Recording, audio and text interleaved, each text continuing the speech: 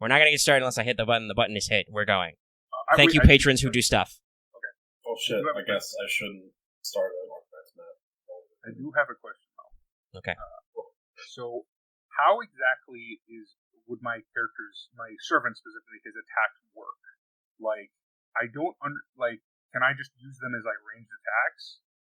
Because I have to attack with tortured implements. I'm wondering how I do this. Well, you don't have to attack with torture implements. You could just roll strength and punch people. But if you want to actually use torture devices, yes, you can melee them. Some of them you can throw, I guess. There's forceps and scalpels and stuff. You could throw. So if I were to summon, I could summon the rack on people. Yeah, if that's an. You could do the Carmelo thing and drop it on them, I guess. Well, yeah. Okay. Yeah, that's technically, I think the best way for that to work is to use an opportunity to create a resource and then be like, okay, hey, I've summoned my rack now. You gave me an opportunity. Oh, I have plenty of. Don't worry. Oh my god, I have plenty of torture techniques for reference. Well, yeah.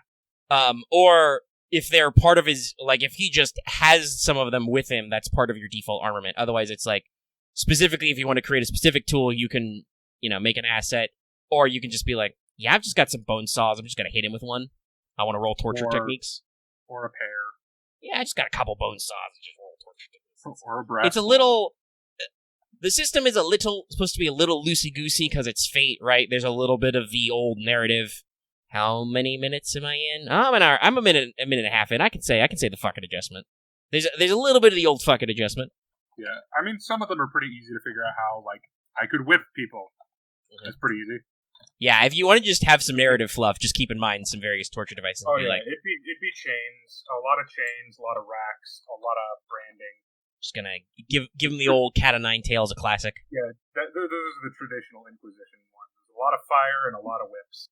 Yeah, that's pretty basic, and then you can use your appropriate torture techniques. It's like, hey, guess what? I have a skill. I'm literally good at this. I am the best at this. You are going, oh, Jesus Christ.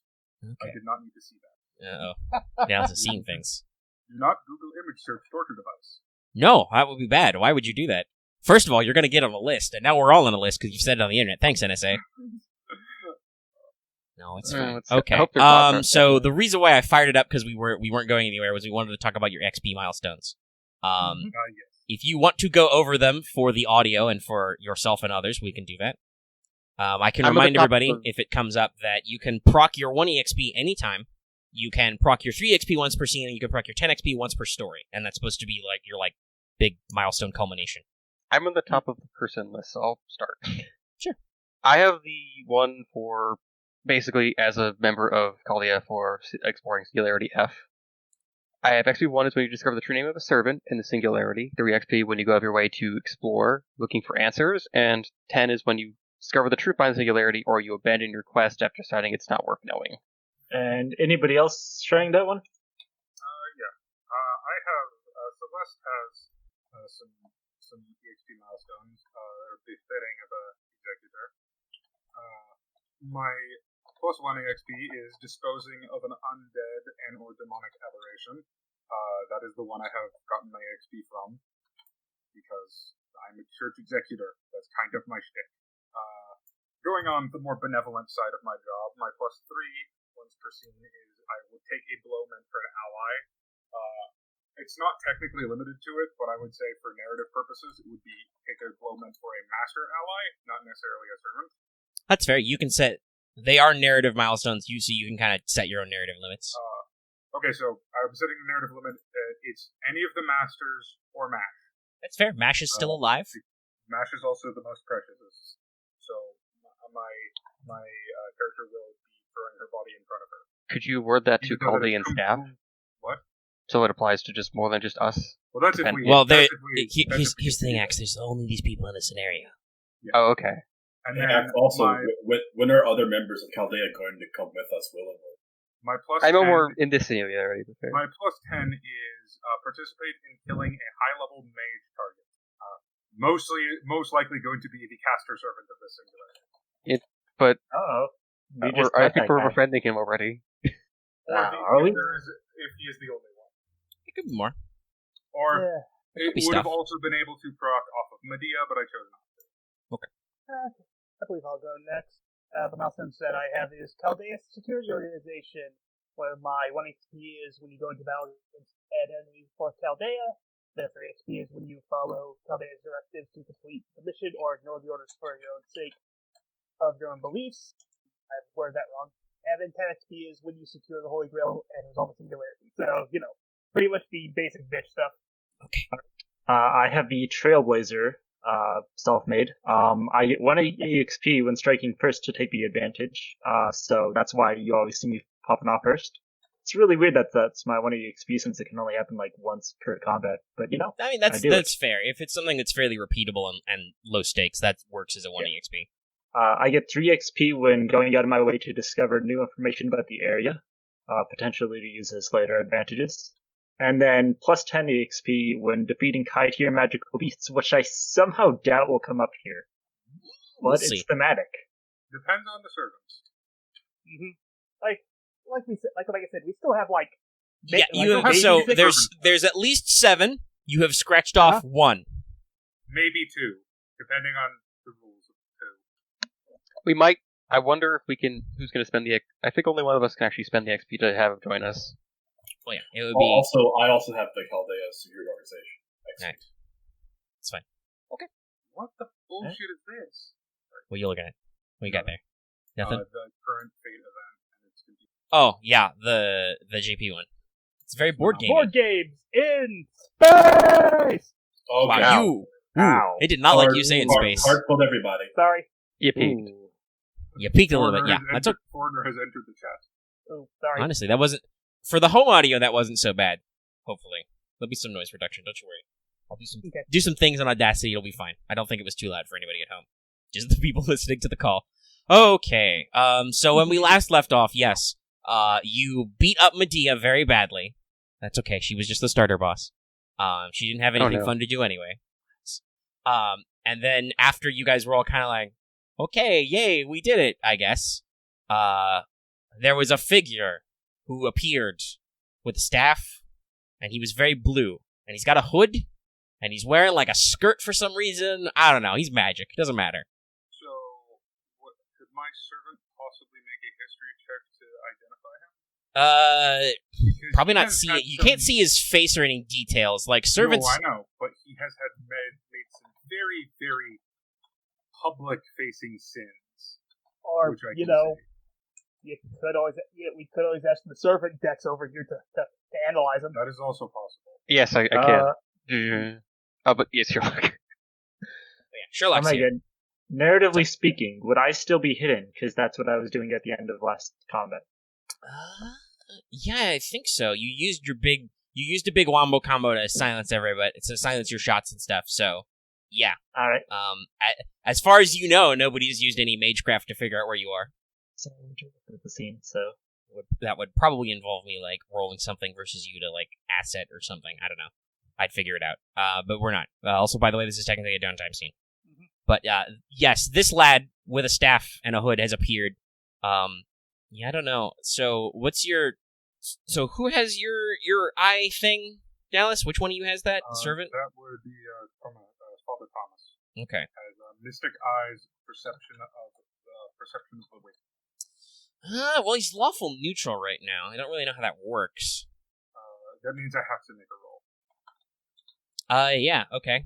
I will warn you, that will technically be... Actually, no, that's against him. I guess it'd be against his abilities, so... Oh, no, that's bad for him. Oh, no, Ku. No! Your D, luck! I would say this, though, I will say he would not get a bonus to this, because I need to do like a quick history check, but I do not believe that Thomas would have had any interaction with his culture whatsoever. I think Aelius might have a better chance, considering he has like a skill that's. Well, I mean, I don't know. This is just Thomas is trying to use his ability to reflexively identify a character, which is fair. The scene has started. This guy basically appeared and like he basically said something to the effect of, I think last time, like, you guys must not be around fear, like you took down that assassin pretty good. You ain't from round these parts, boy. No, we're not gonna make Ku inexplicably Southern, but I'm also not gonna try and make him Irish. That will be too much. Oh, I don't think you're... Okay, I'm not. Oh boy, you're not from around here, are you? Trying to do Japanese Celtic is not gonna work. I don't I don't think I could keep a straight face trying to be cool and also trying to be Irish, even though that's how that's supposed to work. But okay, so you can. He does not actually have a lot of this. This actually should be hard. It's a lot easier when they're evil because I just get it. Yeah. Yes. That's fair. But yeah, so probably Lone Wolf.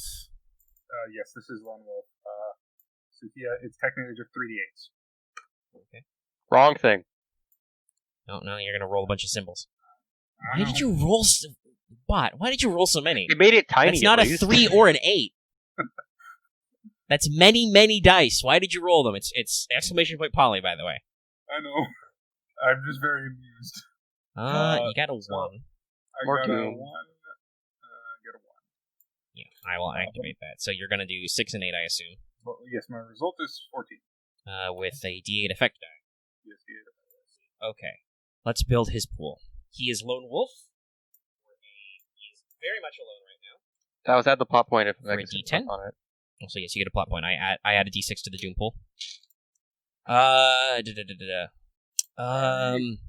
It's technically still a world character, so I will add another D6 to the Doom pool to put a D4 in. As soon as I can find my D4s, there's one. Because he is going to use his Child of Light distinction as a negative. He's very famous. And he did some bad things. Yes. That's why he's neutral. I'm going to add Before a he D6 was for 10. luck. I mean, haven't we all done bad things? And I don't think any of this will... No, Divinity wouldn't give him any resistance, would it? No, because he's not the right type of divine.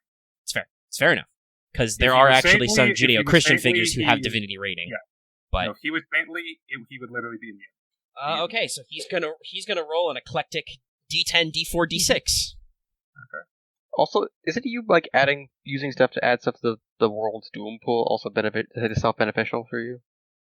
Well, yeah, but that's the pool. I added a D4 axe to my roll. That's why I get to add to the Doom pool. Okay. That's how that works.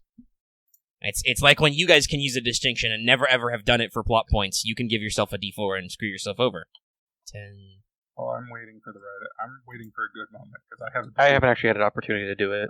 I have pyromania, and we're in a world full of fire. Right. I have raised through flame, so I'm kind of on the same boat there. I'll just type it that way, since you're being feisty with me, Dice Roller. No, that's really bad. If you wanted to activate an opportunity on his 1, you could, but you probably don't. No. So he's gonna go with... Oh, geez, he can't use the 1, so he's literally gonna go with a 6, with a D6 effect die, which is smaller than your D8. Yeah, that's the Kukulin, Ireland's Child of Light. I would say that Father Tomas comes to the conclusion that he should probably have a spear. That's weird. You're pretty sure you see some sins about him murdering some people with some spears maybe he shouldn't have. He doesn't say anything, but he does quirk his... And also maybe murdering hundreds of a chariot or something. I don't know if that's a sin. That was on the battlefields. There were some bad people, too. Fair. I don't think killing all the fairy children would be a sin. I mean, I'm pretty sure stabbing his own son's probably on there. Oh, that one, yes. Yes, that's a big one that probably gives that away. It's like, killed your own son. Oh, that hurt. If any of them ever death on the battlefield counted as a sin, I think literally any servant would be counted. No, it's too much. It are things that are considered extreme sins in the eyes of God. So, battlefield would not count. However, killing your own flesh and blood is definitely a Oh, yeah, no, that's a bad one. There's a couple of stories about that. So, you see he's got a couple. There's definitely some adultery in there.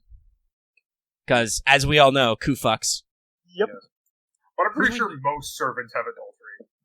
Probably. I'm trying to think. Would Saber would be pretty... being a perfect and godly king, normal Saber would be pretty shiny, I think, to this guy. You would have adultery, definitely. Even though it wasn't consensual, that's still technically a sin. I guess, yeah, you got shenanigans. The Bible's not very flexible. No. Especially Old Testament style. Alright, he does not say anything. I'm scared. So, yeah, this caster has appeared, and he kind of, he says, you guys aren't from around here. Where did you come from? Okay.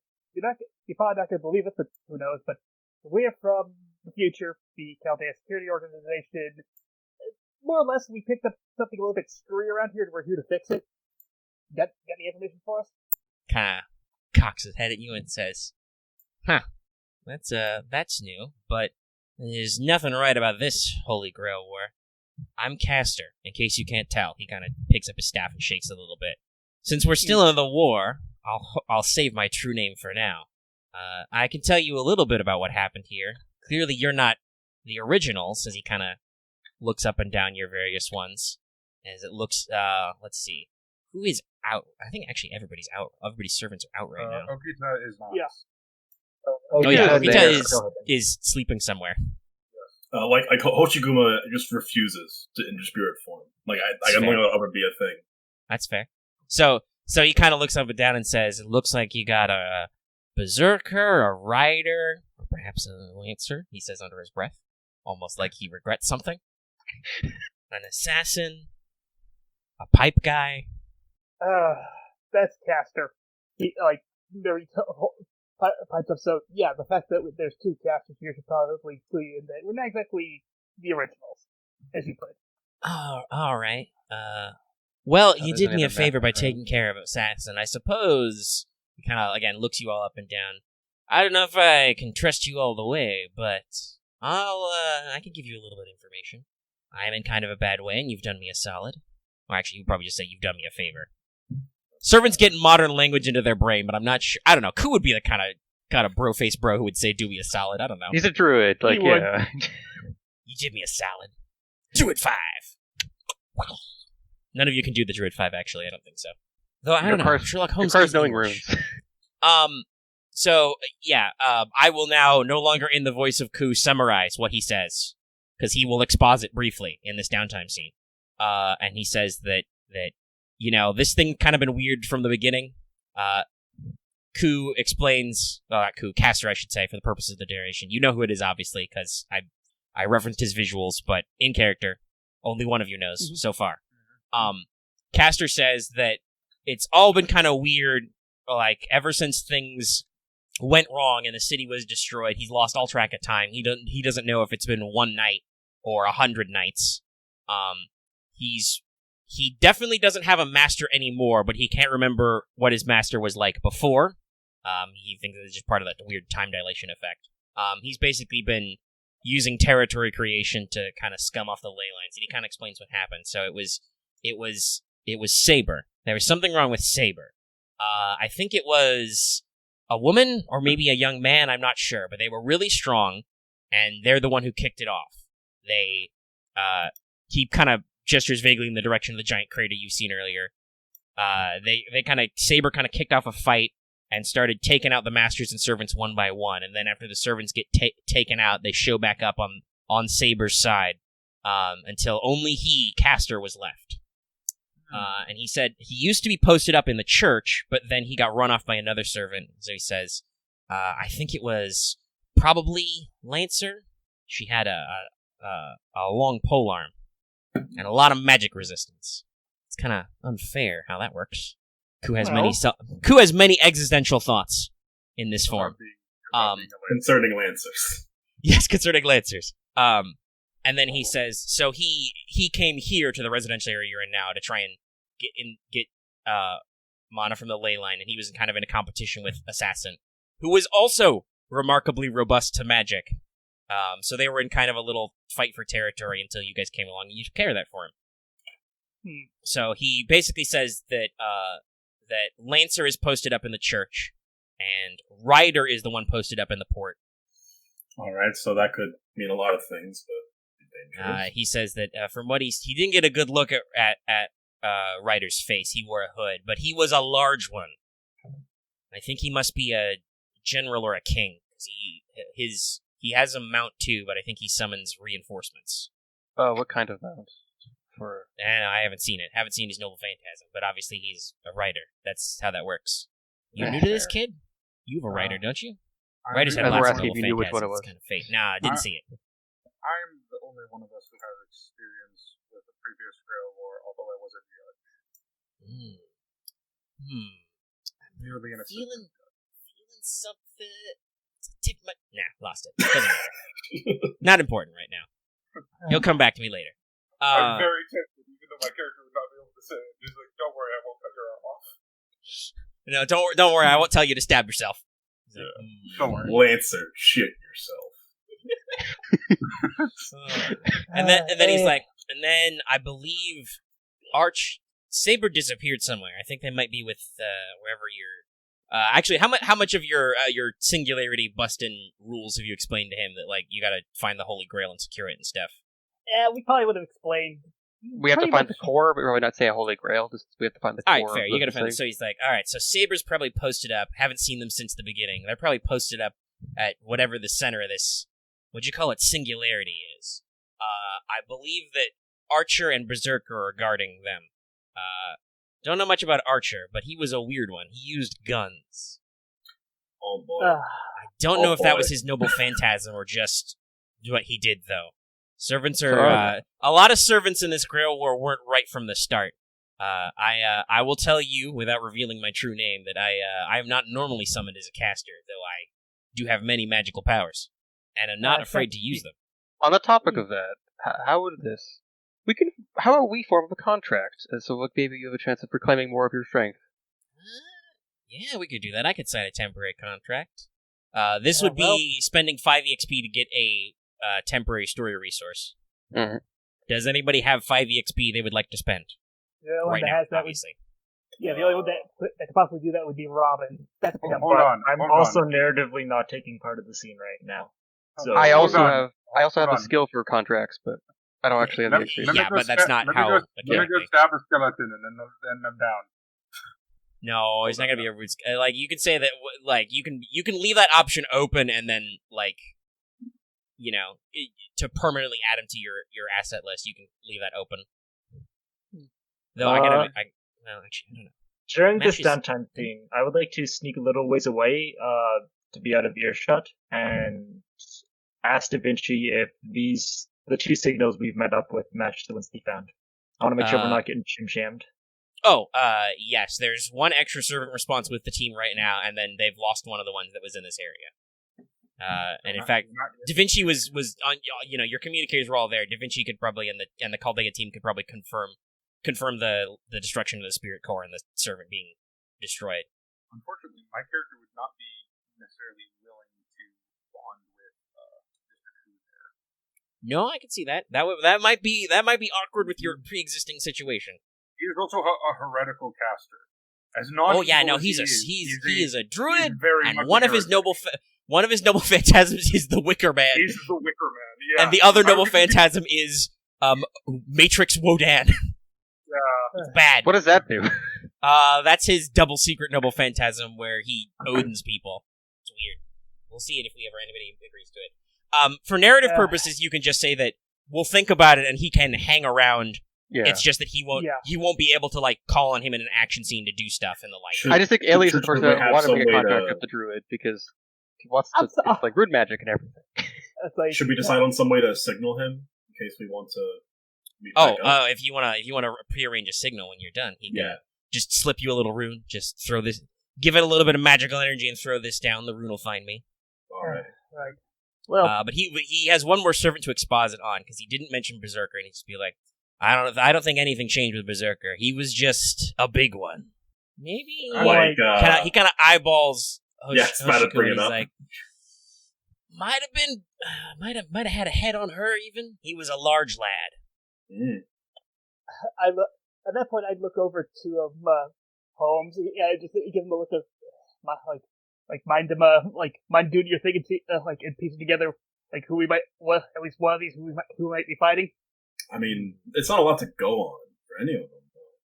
Holmes will kind of think and be like, I could use my noble phantasm to reveal the truth, but that might be a little excessive right now. Yeah, not bad idea. To use that too early. Unfortunately, I don't think we have a lot of information yet.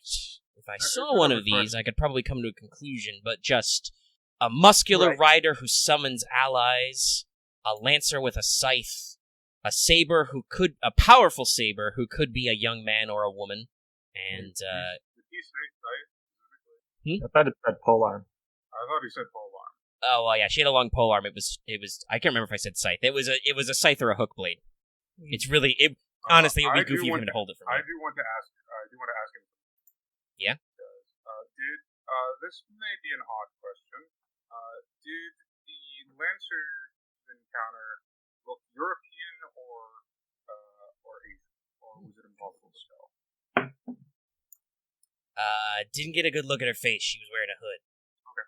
It was definitely a woman, though. Okay. That's all. Well, that at least gives us a target. Well, at least I'm no longer shooting my pants. I was terrified for a second it was Guan Yu, and I would be like, can I just leave? Kling Young Yu, yeah, probably pretty bad, actually. No, Guan Yu. Guan Yu is worse. Yeah, but Guan he's Yu's like attack- super high level, man. Guan Yu's attack is he swings his lance, a mountain falls over. Yeah, no, there's another anti-mountain in there. But anyway, Yeah. was wearing a cloak and a hood. So knowing how these battles go, I'm trying to think of what would our best course of action. Da Vinci will probably chime in and be like, well, we have this information. I think we can, based on our sensors, we can confirm that there's 3 other servant signs somewhere in the distance, probably under that mountain that's partially blown up. Over there. Da Vinci's hologram will point. You can see the mountain. You think there was something on the top of the mountain, but it no longer exists. Like no longer exists as in like it's gone, like it was chopped off. Or Yes, for the purposes of like the people who know this, it looks like where we, the audience and the players, know where Ryudo Temple is gone. The temple has been destroyed because the Holy Grail Core is under that mountain. The way you phrased it sounded like the entire mountain's just been sliced in half. I'm like, no, just the top bits are like completely wrecked. All the trees are burned up. Like an explosion happened from inside. Yes. Slightly less terrifying. Yeah, slightly. I was gonna say, we're going back to the Mindbuster now? I'm going back to the Guan Yu theory then. No. Anyway. No, let's Ishtar go has not with appeared and she hasn't blown up any mountains. Though, that would be funny to do another alternate Fuyuki where instead of the servants, it's just all the pseudos and the masters. You have to fight Parvati, Ishtar, Murabasa, Rasputin, Sitanai. I actually did have a question for our resident pseudo. I know Mash is here. Yeah, Mash is here. Miathira, are your combat capabilities in working order, or is anything going? Mash will kind of ponder and be like, well, she will probably quietly lean in so as to not say this loudly in front of the strange caster. I believe I have access to most of the heroic spirits I'm bonded with skills, but I don't know the name of my noble phantasm. You guys would probably know from the basics that, well, actually, I don't know how much, because some of you don't know, but it's probably become clear through some of this discussion, to activate a noble phantasm, you must know a name, probably, of some kind. Yeah. There are some noble phantasms where you can semi-activate them without the true name, or you can even do different names or whatever. I think actually there are some servants who deliberately call their noble phantasms the wrong name so they don't activate correctly. We're doing some Fujikujaku bullshit. Yeah. So, but Mash will mention that quietly that she's not sure about her noble phantasm name. Okay. Well, do you know the name of your thing inside you, right? No, the heroic spirit has not communicated that to me. Do we? We're trying to talk to them, I guess. Can we make the assumption that she at least knows her class? Yes, she is Shielder. Okay. I think she introduced herself as Shielder earlier. Okay. Maybe. Yeah. Well, yeah. So right. we are at least aware it's like that's not a class that any of us are familiar with. So yes, it's a non-standard extra class. That's the heroic spirit of the shield. I doubt you're Ajax the Greater. Probably not. Yeah, none of you have any Knights of the Round or anything, do you? No. Nobody got anybody who would. No, this is no. Unfortunately, our one true rando pick did not pick a Lancer or Saber, because that would have been very awkward if you got Mordred or Lancelot. No, not Lancelot. Lancelot's not stated in this. Lancelot would be very awkward. That could be very weird. Because it's like she randomly just starts angry at the guy. It's like, why are you angry at the guy? It's like, I feel compelled to be pissed off at this person. I don't like this man. Meanwhile, Lancelot's just trying to be a good dad for some reason. So... she can display, she can probably, because she has self-awareness and you guys have, like, readouts, she can mention her skills to you. So you know that she's got a lot of magic resistance, a lot of writing, And the special ability of Shielders is apparently self-defense field, and then she's got some personal skills which are inherited. So your base was a night class or something. Probably. Well, it would be best to work on when we have some downtime while we are deciding. I think it would be best to work on some training, so maybe you can get more used to this body. It can't be too easy to go from someone of relatively short stature. No offense. And now you can basically punch a building. I'm combat ready. She salutes. Also, by the way, if you're curious, Mash is in the library. You can look up her stats. It's probably too big for me to dump in Discord, sadly, because Mash has a lot of things. She's also in the quick fate for like an example, ain't she? No. I should probably put her in there though. That would be a good example of an extra class. The core document only has the original 7 as examples. I could put Mash in there. That would be a good example of an extra. Yeah, because extras are when we get in the funky situation, though. I don't think I mentioned it, but I did try and stat Faker, and it's weird. Yes, you did. Fake. Because she has like writer stats, but also not.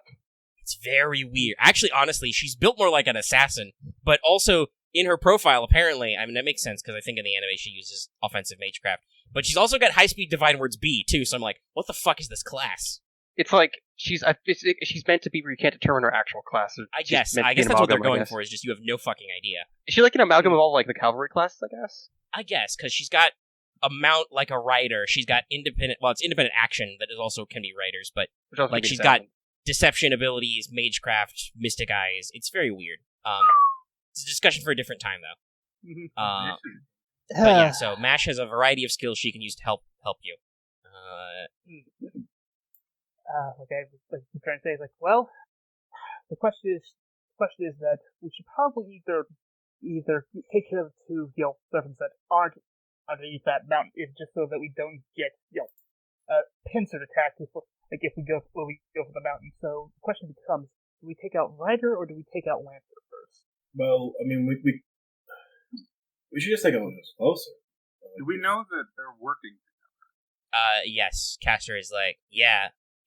I said it's strange, but after Saber or their other friends defeated them, they would just show back up, but different and working. Including Berserker? Yeah, I think so. Anyway, it was hard to tell.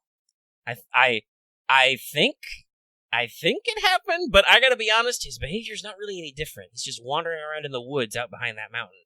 I would not advise fighting that one if you can avoid it, but I don't know. I think if you try to attack Saber where they're strongest, all the others would probably know somehow and descend on you. So the goal is... Yeah, we definitely don't want this turn into a battle royale. That's why my proposal of taking out the 2 that are outside first, so that when we do eventually go to where the core of this is, we don't get swamped too much. If you ask who's closer, you're in the residential district. It's probably the church. That's what I thought, yeah. So, Omega, does it count as going out of my way if Aelius just starts going towards the church? Like, going out of the way to, like, solve this problem? Which one's that, your 3? Yeah. Yeah, I could say that could proc if you're just like, well, I'm going to the church, because I want to know. I could definitely... I feel like that's a good representation of you're going off on your... You're going off on your own to find out more. I think we've done enough time. I'm gonna go. If anyone wants to come with me, you can. You could also split the party, but that could be a bad idea.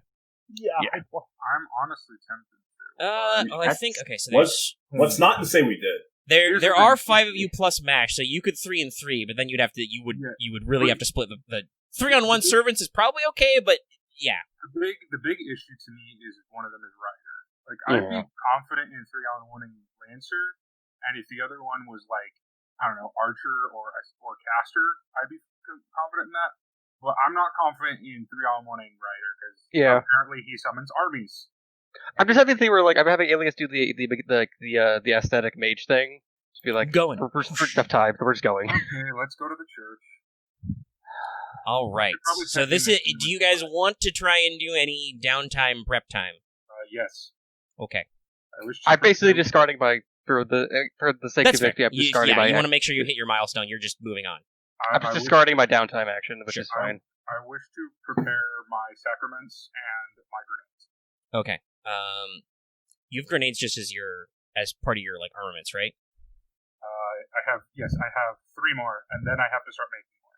All right, that's fair. Also, That's your actually, narrative question. with it. Sacrament, I just have to start paying. If I technically made a contract with Caster and then learned his true name, would I technically get XP back? You would get one back, yes. You would learn the name of a true name of a servant in the scenario. You are the contract guy. It does seem like it would be in character for you. Yes, that's why I I'm wanted not to sure try what it. It's like, how would your servant feel about you forming a temporary contract? Would she be okay with it? I don't know. I mean, it's an armor for like the sake of the army, essentially. It's true.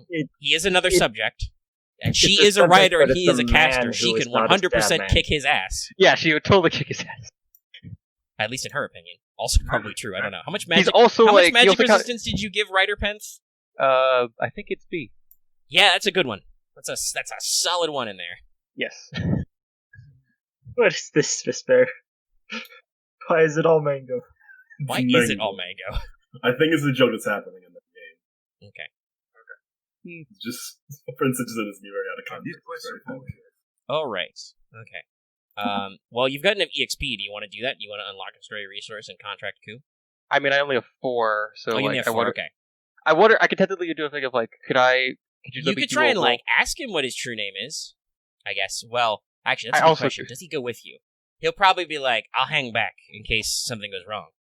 All right, then like I guess if like he asked that, I was like, I wonder if I can do. Could I try a roll of my mythology and mythical history to see if I actually could just figure who he is from this point? Yeah, you are definitely gonna have to roll against the Doom Pool, which is very meaty right now. But yes, Sorry, not Italian. Do any of you speak Latin? He's a good. That is, by the way, a pure role playing question. There's no language rules in this. Yeah.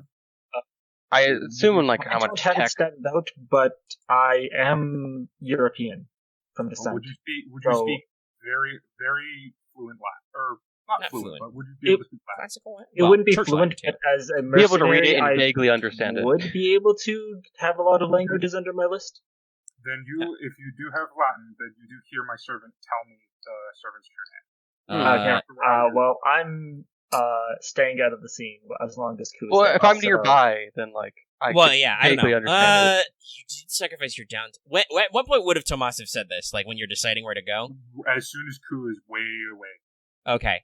So Aelius starts to walk off. Ku's like, "Okay, I'll hang back," and he kind of shimmies away because he's still got disengage in this form. Because he doesn't not trust Ku, but he doesn't trust Ku. Well, yeah, your guy's the father of the Inquisition. I'm pretty sure he can count the number of people he trusts on a certain number of digits. Which is 0. He trusts so many members of the church. The church, As long one as you digit. don't ask a question. the church is a singular person. He needs one finger to say, "I trust the church," and I trust God. Yeah, he trusts like good people. But I mean, who's really good? I mean, the funny version of this is he holds up 3 fingers. Here's who I trust: the Father, the Son, and the Holy Spirit. Oh, Jesus. But I feel like Tomas is not one for one-liners somehow. No, I'm basing his personality very heavily off of very kindly gentlemen who will eventually reveal himself to be completely terrible. In my head, I can't help but picture the Witchfinder from Salem. I know that's not 100% correct, but I just can't because of the beard. That's fair. He does not have a beard, but He doesn't have a beard. No. I have to completely change my I think just for like because of like systematic like ordering events. If I can make out what it is, can I technically then use that 1 XP to then basically buy the asset that is Ku? Yes. You would have to. Actually, here's a good. Okay, you could. So mechanically, you could do it, but now narratively, he has left the scene. So I'm trying to think. Who did he narratively give his signal to? I can save it. Do you want to? I'll ask the group. Do you all want to get a Ku signal rune? I would not. Okay. I do not. Well, yeah, you're fucked off. So how would you get one anyway? Yeah. He doesn't even know you're there. This is very important for me. I think it was Vespairr who asked about signaling him. Yes. So you definitely get one. Would anybody else take one? Yes, I would take one. That's fair. Also, because Aelius would also want to like transcribe the rune down. Okay, you can copy the rune, but it's not just on paper. It's not much. No, just still. Marie wouldn't ask for one because he doesn't know. Like right now, he's sort of thinking like, okay, like we have 2 targets. Depending on who goes where, I'll follow one group if we decide to split because. But he's like, who do I like? Which one of these guys do I follow? It's like Lancer sounds dangerous, but at the same time, Ryder does, and I don't know who's going which way, or we're all going to the church. I guess think we should take on Lancer. The only thing I have is if she's in a church, she probably is good close combat, which might be a problem. Yeah, I just know. Yeah, she's also certainly set up traps in a place like that. Not to mention, our only range capability is the guy who keeps disappearing on us, and I don't know, maybe Caster has something up his sleeve. I mean, I got a plan, but I don't think our church boy would appreciate it. As you mentioned, Holmes will probably say, I have some actual talent at magecraft, though as a Lancer, I'm sure she has very high magic resistance. So, in other words, what we should do is probably send Berserker after Lancer. Tactics are not my foremost thing. He kind of scratches his chin, but I believe if we're concerned about the close combat capability, we should perhaps pick a fast servant to lure Lancer out of her den of the church into the open field where things might be more fair. That would put the lure under significant risk, since we don't know the capabilities. If Lancer has no den, then we can just draw her out by default. I'm assuming you want to burn the church. Not burn it down. Okay. I will adjust my my suggestions in future for simplistic solutions. Yes. Narratively, Ku is fucked off at this point, right? Yeah. They guys basically, Aelius started to stroll away, and I think technically, as Axis said, he's just going. So he is skipping the downtime to debate and wander off. You can still comms, so... Yeah. I was really debating between, like, when I get to church, Robin's character, whose name I can't remember at the moment, shows up at the church there, too, because he's already so you're there. walking and talking. It's an Aaron Sorkin piece, you're doing the walk and talk. I have no personal objections to you destroying the area, as long as there are no humans present. Doesn't seem like there are. I just wasn't sure if you'd appreciate church being tossed around. But I guess... Wait, actually, would I know anything about the Fuyuki Church? I mean, I don't know. Is there much to know about Unless, the you were stationed there when you would judge the I was grill. not. I mean, it's a very small... We're in Japan. There's not a lot of grandiose, important artifacts in the Japanese Catholic Church. And there's nothing of... That I'm pretty sure is literally only there just to be the outpost for the guerrilla war. Pretty much.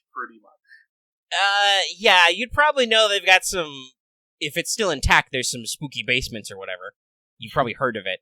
Like, I'm sure that your character is starting to connect some dots. Holy Grail, War, Fuyuki. Wait a second. Because you know the date, because you know it's 04. It's like, I've been here before, and why is that Caster? And why did Caster not just kill everyone? Yeah, what happened with Saber? Yeah, it's like, why do I remember the girl where Caster just destroyed everyone, and it wasn't that guy? Why can I not hear myself? I would like to mention that I don't trust Ku. He mentioned that the servants would know when the other were being targeted, and he happened to conspicuously show up after Assassin was downed, or was getting downed. Well, it's up to him to communicate, but I will say out of character, since he did pull off that role, your quote-unquote definitely assassin friend would know that he is technically not right now of an evil alignment. The problem is, if he's telling the truth, which I believe he was telling us mostly, he's not of an evil alignment. He's not an evil alignment. And from what has become of this town, I don't see anyone doing this not being someone of supreme cruelty.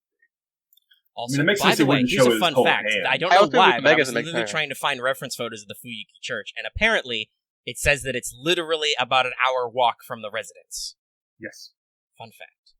Yeah, because remember, that was technically where Tosaka's legal guardian was. Yeah. That's gotta suck. I mean, it makes sense he wasn't giving us his full hand right away, but it didn't seem like he was hiding anything malicious. I can say he's not evil. I don't know if he's a liar or not. I would tend to not believe heretics, but... What do you mean? It's just passively, Holmes, without needing to roll anything, Holmes could be like, well, he didn't seem like he was lying. Nothing about his story seemed unusual, but we also don't have any evidence yet to contradict it. So we should go observe more. I also We also don't know how his defeat mind control thing works. That's true. And we don't I don't exactly think he want said to he's defeated experiment mind with that. control. I think he just said he hasn't been caught yet. Over the communicators, considering the idea of servant contracts, it's probably the idea of corruption. Were you even? I don't think the Okay. communicators were on, so like you can't just butt into a conversation you weren't here for. Well, he can call you back. I don't know if he's actually. Yeah, but he's literally just calling to. It's have a conversation funnier that he though wasn't if here he does for. it though. Yeah, but FTO does that all Well, the actually, time. here's a good question: are you guys looping in Da Vinci on this conversation? Because then she would totally conference call the remaining guys who aren't here. I guess that's fair. Merit would. Oh yeah, I would loop in. Because Da Vinci is your other genius. Yes, I irrevocably trust Da Vinci because she's Italian, therefore, yeah. But She's also super we've smart. probably spent time with her.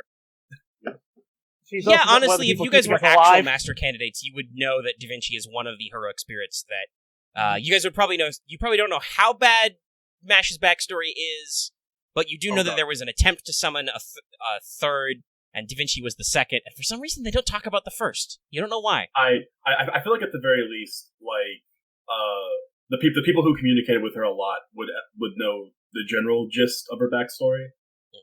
I know the project existed. I don't really Yeah. know like how it went for her, but I know would she was know part of that she would project. I know that she's the most intelligent person I know.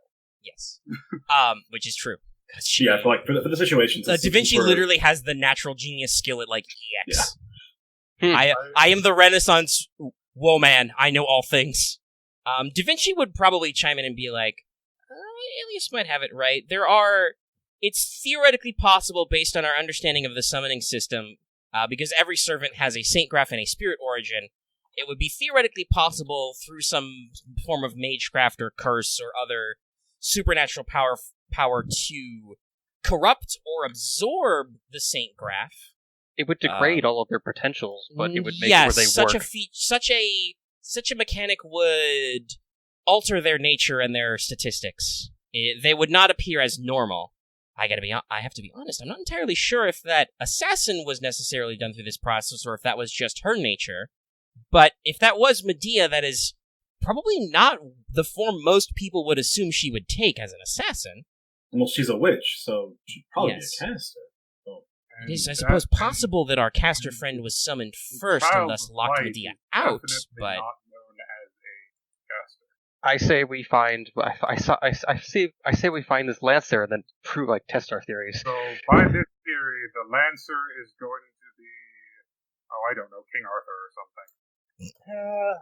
I think We'd hear something about a Okay. horse then, out of character. I because think I know that'd who be it is. a In character, jousting lance. I have no idea. But Marie, when the prospect of curse is brought up, Marie has a stupid idea, a very very stupid idea. I do want to mention something to Da Vinci. I Da Vinci think we can Genesis also thing? we can also conclude that this is not only the past, but not our world. yes, this is likely. Something has happened in this time frame to alter the course of events so that it would disrupt human history somehow. Yes, It's not very having severe been- based on Sheba's predictions, but if left to go unaltered, this singularity could cause damage to the foundation of human order, which would be bad. not least of which damage. Wait, would I know who won the First Real War?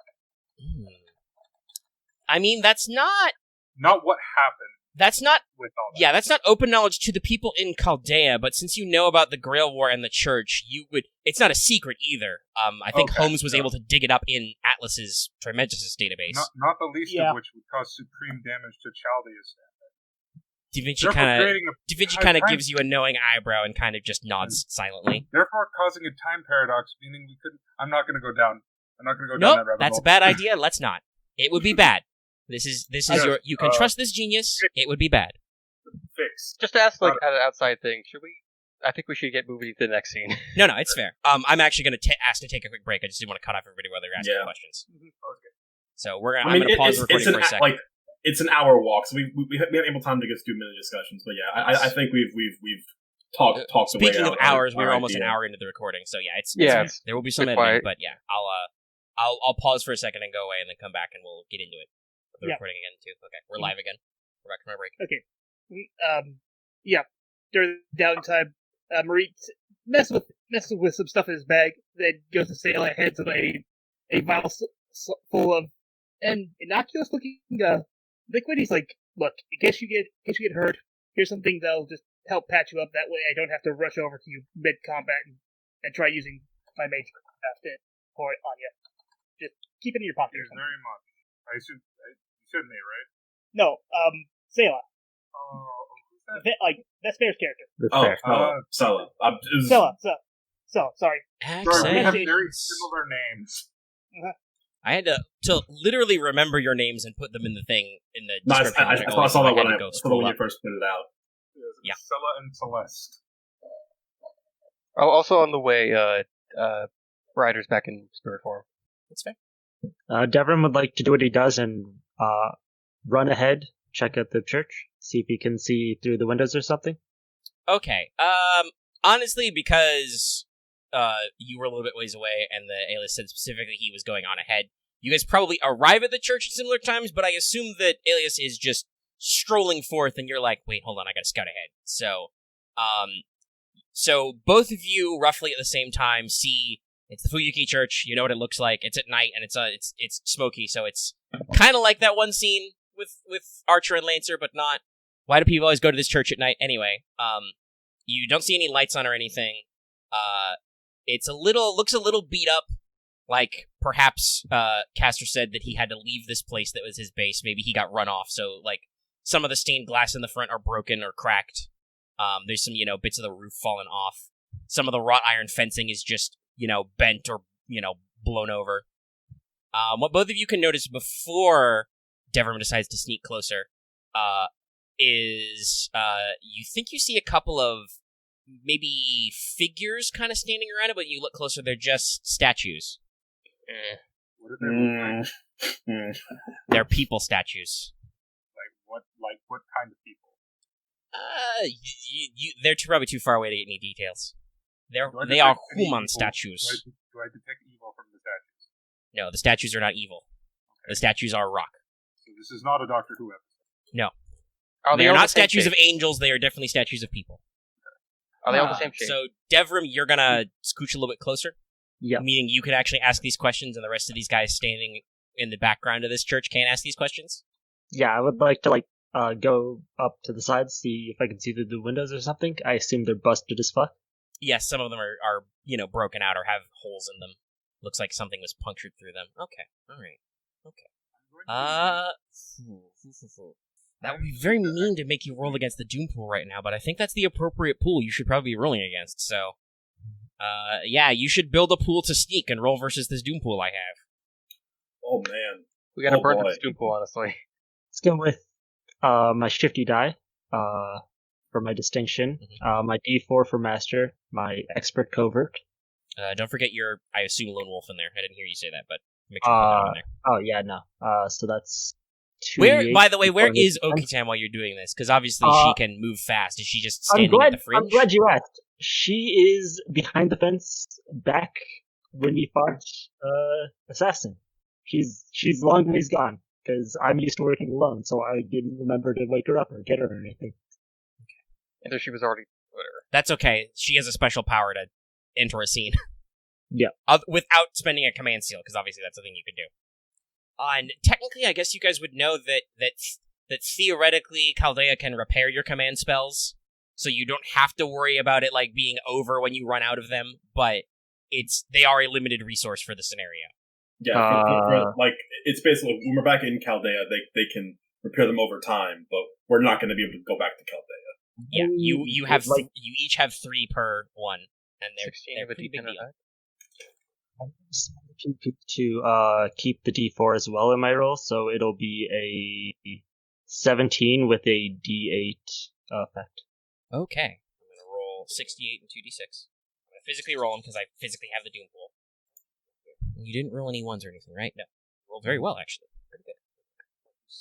I could spend dice from my roll to keep more dice in my roll. That would be weird. What did you get?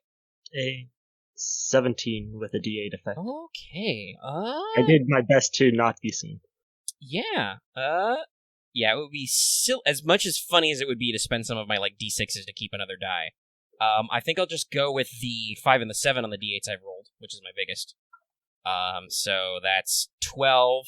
So you beat by 5. So even though my effect die would be a d8, you have a d10. So you are unnoticed completely. Nice. You are the knight. You walk between the raindrops. Katana in one hand, Tommy gun in the other. Wait, what? You mean Lancelot now? What? No, that's a 1%er joke. Nobody watching this but me will get that. All right. So, Devram, you approach there. It's a little dim. There's some backlight, obviously, but it seems dim in there. And I don't know, maybe there's some weirdly blue candles lit, because for some reason there's always blue mood lighting in here. I don't know. Omega doesn't know why it works like that. They've just drawn it that way. That's just how it be. So there's a little bit of ambient light, and just you like look through the big glass into the main hall, I guess. Looks like there's been a little bit of shenanigans in here. There are, some of the pews are just destroyed, some of them are scooched together. There's cracks in the floor, cuts, dents. Looks like Castor probably slung around some magic willy-nilly. He threw some rune hands. But also, you just see that this place is just decorated with statues of people in various poses. They are not all the same statue, which is a question I think asked earlier. One of them is pretty close to the window you're looking in. Can I take a look at their face? Or are they facing away? You can scooch your angle a little bit so you can see the face. It looks like we'll say maybe a young woman. She's kind of like half crouched, hiding her face. The important thing you notice is that she looks like she's dressed for a civilian in the year 2004. Fear? Or there is fear? It's fear, surprise. If only we knew what year it was. Close from the year 2004. That doesn't mean anything to me. It's like a Nickelback t-shirt then, right? It's about, remember, Japanese. So it's like a Nickelback t-shirt, right? No, it's a Cheap Trick t-shirt. No, it's a Cheap Trick t-shirt. Oh, yeah, no, it's an Ozzy Osbourne t-shirt. I forgot. Japan just is obsessed with 80s hair metal. Ozzy Osbourne, Cheap Trick, and Scatman John, for some apparent reason. Pretty much. Are these like 2%er jokes? No, this is just... Yeah. So Ozfest for the last, I don't remember how many years has been held in Japan. You would estimate that there's probably... I'm just reading. Maybe come back. There it is. What? Now I'm here. Okay. Sorry, I was talking to you. You're like, no. But you came back. You would estimate there is some... doing a head count, there's maybe, let's say there's 16 statues in here. This scene, by the way, has a distinction of ruined church and field of statues. Actually, I should say garden of statues. Garden's creepier. But are they sinners? None of them have weapons, I assume. No, they're very lifelike statues of normal people. While he's doing that, may I be doing something? Yeah, what's up? What you doing in the background? I want to go over to the four corners of the outside of the church and plant one of my magical keys into it. Okay. To begin setting up a ritual. All right. So what is the rest of the back row doing? Because your scout is scouting and your cleric is clericing. Well, listen. I'm just discussing with Hoshiguma about the best way to break this building down. Like we're just slop squatting in the corner, talking about how we're gonna destroy this building. It's like, don't worry, I'll handle the destruction. No, but we can just smash it. Okay. We can totally smash it, boss. I think those are load-bearing pillars. Smash them real good. Yeah. Bring the whole place down. Actually, I have a question. Oh, is Devram relaying the information about the statues to us? He has not said so no, unless he is. My comms are off.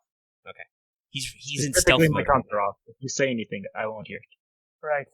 I can't take that yet, the clarification, because I was going to ask you, if you saw anything, because, I've got the guy that can pretty much, give us the lowdown if we got a bit more information. So it's just I could just hear he's like Devram, and turn this comms off. Great. In this time, Aelius is going to start gathering the nearby fire into a giant amount of fire, just in case, so we can throw it at something. Okay. I'm just making some nearby fire. Yeah, there's some smoldering craters and some ambient fires. Just gonna gather it all together into one. He makes a big fire. Do I see any traces on the ground of a magical beast or a person moving or hiding anywhere? Ooh, okay. Because I assume there is a lot of dust and debris that would have been disturbed by people walking around. Yes. Okay. I gotta think. Yeah, we can let your earlier, I think, effect of the thing ride. You see very few, but you see an occasional amount of footsteps, like in the sand occasionally. It looks like, and the thing that is that they're pretty unusual. They look like they're definitely not animal, but they look like super high heels. You realize you did not talk to Lancer talk to Castor about what Lancer's footwear was like.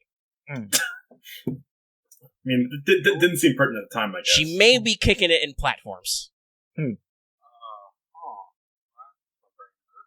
Weird. Someone who wants themselves to be taller. Oh god, it's Steno Lancer. Actually, I don't know. You've got some dudes in your team. Smilos Athena would actually be scary. Yeah. Hey, hey, nerd, die for me. Shit. She's got my one weakness. She's got a cute smile. My character's celibate. A mind control servant in this system is actually pretty bad, yeah. My one weakness. She has no dick. Fuck. Yeah, that's Athena's problem. If they don't fall for it, it's just she smiles real cute, and she gets slightly annoyed. And then I think she has some vampirism. But anyway, Can't check there right now. Nobody's moving around. When you say heels, can I get a more exact description of that? Like just raised shoes, or like specifically like high heel? No, the pattern is like very high heels, like minimal front foot, big. Omega may have some reference art for this, but he doesn't want to show you because it'll give it away. But yeah, big chunky back heel, very very high on the front. This is a person who's like standing on their not quite tippy toes, but way up there on the front of the feet. So like these some aren't, Japanese designed armor. These aren't modern heels. No, they look weird. Okay. They're That's all I also wanted to know, 'cause- also I will say because you were specifically like asking about magic and stuff. The pace is very far. This person has some serious ups. Like they're not just necessarily always walking around. Like occasionally they are like running or hopping, and they can go pretty far. I think it's fair to say that these are probably servant footprints, but my servant, they don't have presence my servant concealment. Begins, as I finish up with what I'm doing, my servant begins on the ground and starts crying. Okay. Do I hop into the church to look around or fall back? Nothing bad could happen if you go into that church alone. You're right. I jump in the window. All right, you're in. You're in a church. There's statues. What are you doing in here? You guys can probably, unless Devram's going to say that he went out of his way to hide from you, you guys can probably see that he just pops in one of the broken windows. I imagine we could hear that as well. I don't No, imagine he's not we're like breaking in. They're broken out. He can find one that's minimal and just. I heard breaking through the window. Assumed. No, he's just gonna pop in. What alignment is Devram again? What alignment is Devram? Lawful neutral. Okay. My servant stops camping. Oh, that's concerning. He's gonna decide. No, well, that's he's true. deciding not to blow you up. I'm You deciding know, not to set you on fire. That's okay. Communication, everyone. Forever. There's, Yeah, there's There no would probably upstairs be, like- to this church, right? Hmm? There's no upstairs to this church, right? Like an upper prayer area? Not as far as I know. There might be some Ignite rooms or the- something in the back, My but plan was to ignite the church and then have Hoshikumo smash it. there you do see some doors or stairs that look like they lead down, and there's probably some back rooms. Oh, the basement. Yes, there's a creepy basement in Fuyuki Church. Yes, good. I turned my communicator on. I mentioned that there is no one in the main building, so destroying it probably won't help right now. I do it quietly, but I am just talking out loud. So, You hear what sounds like chains or something rattle above you. Oh. whoa, ooh, Ocarina of Time. Got it. You I hear have that and I several jump the fuck seconds out. to react. I hear that and try to hop the fuck out. All right. Are you caring about being stealthy? No. Okay. It's funnier. So Devram slips into a window, says, I don't think there's going to be in the main floor, and then immediately jumps out a different window, smash. Behind you, you hear something clunk into the floor.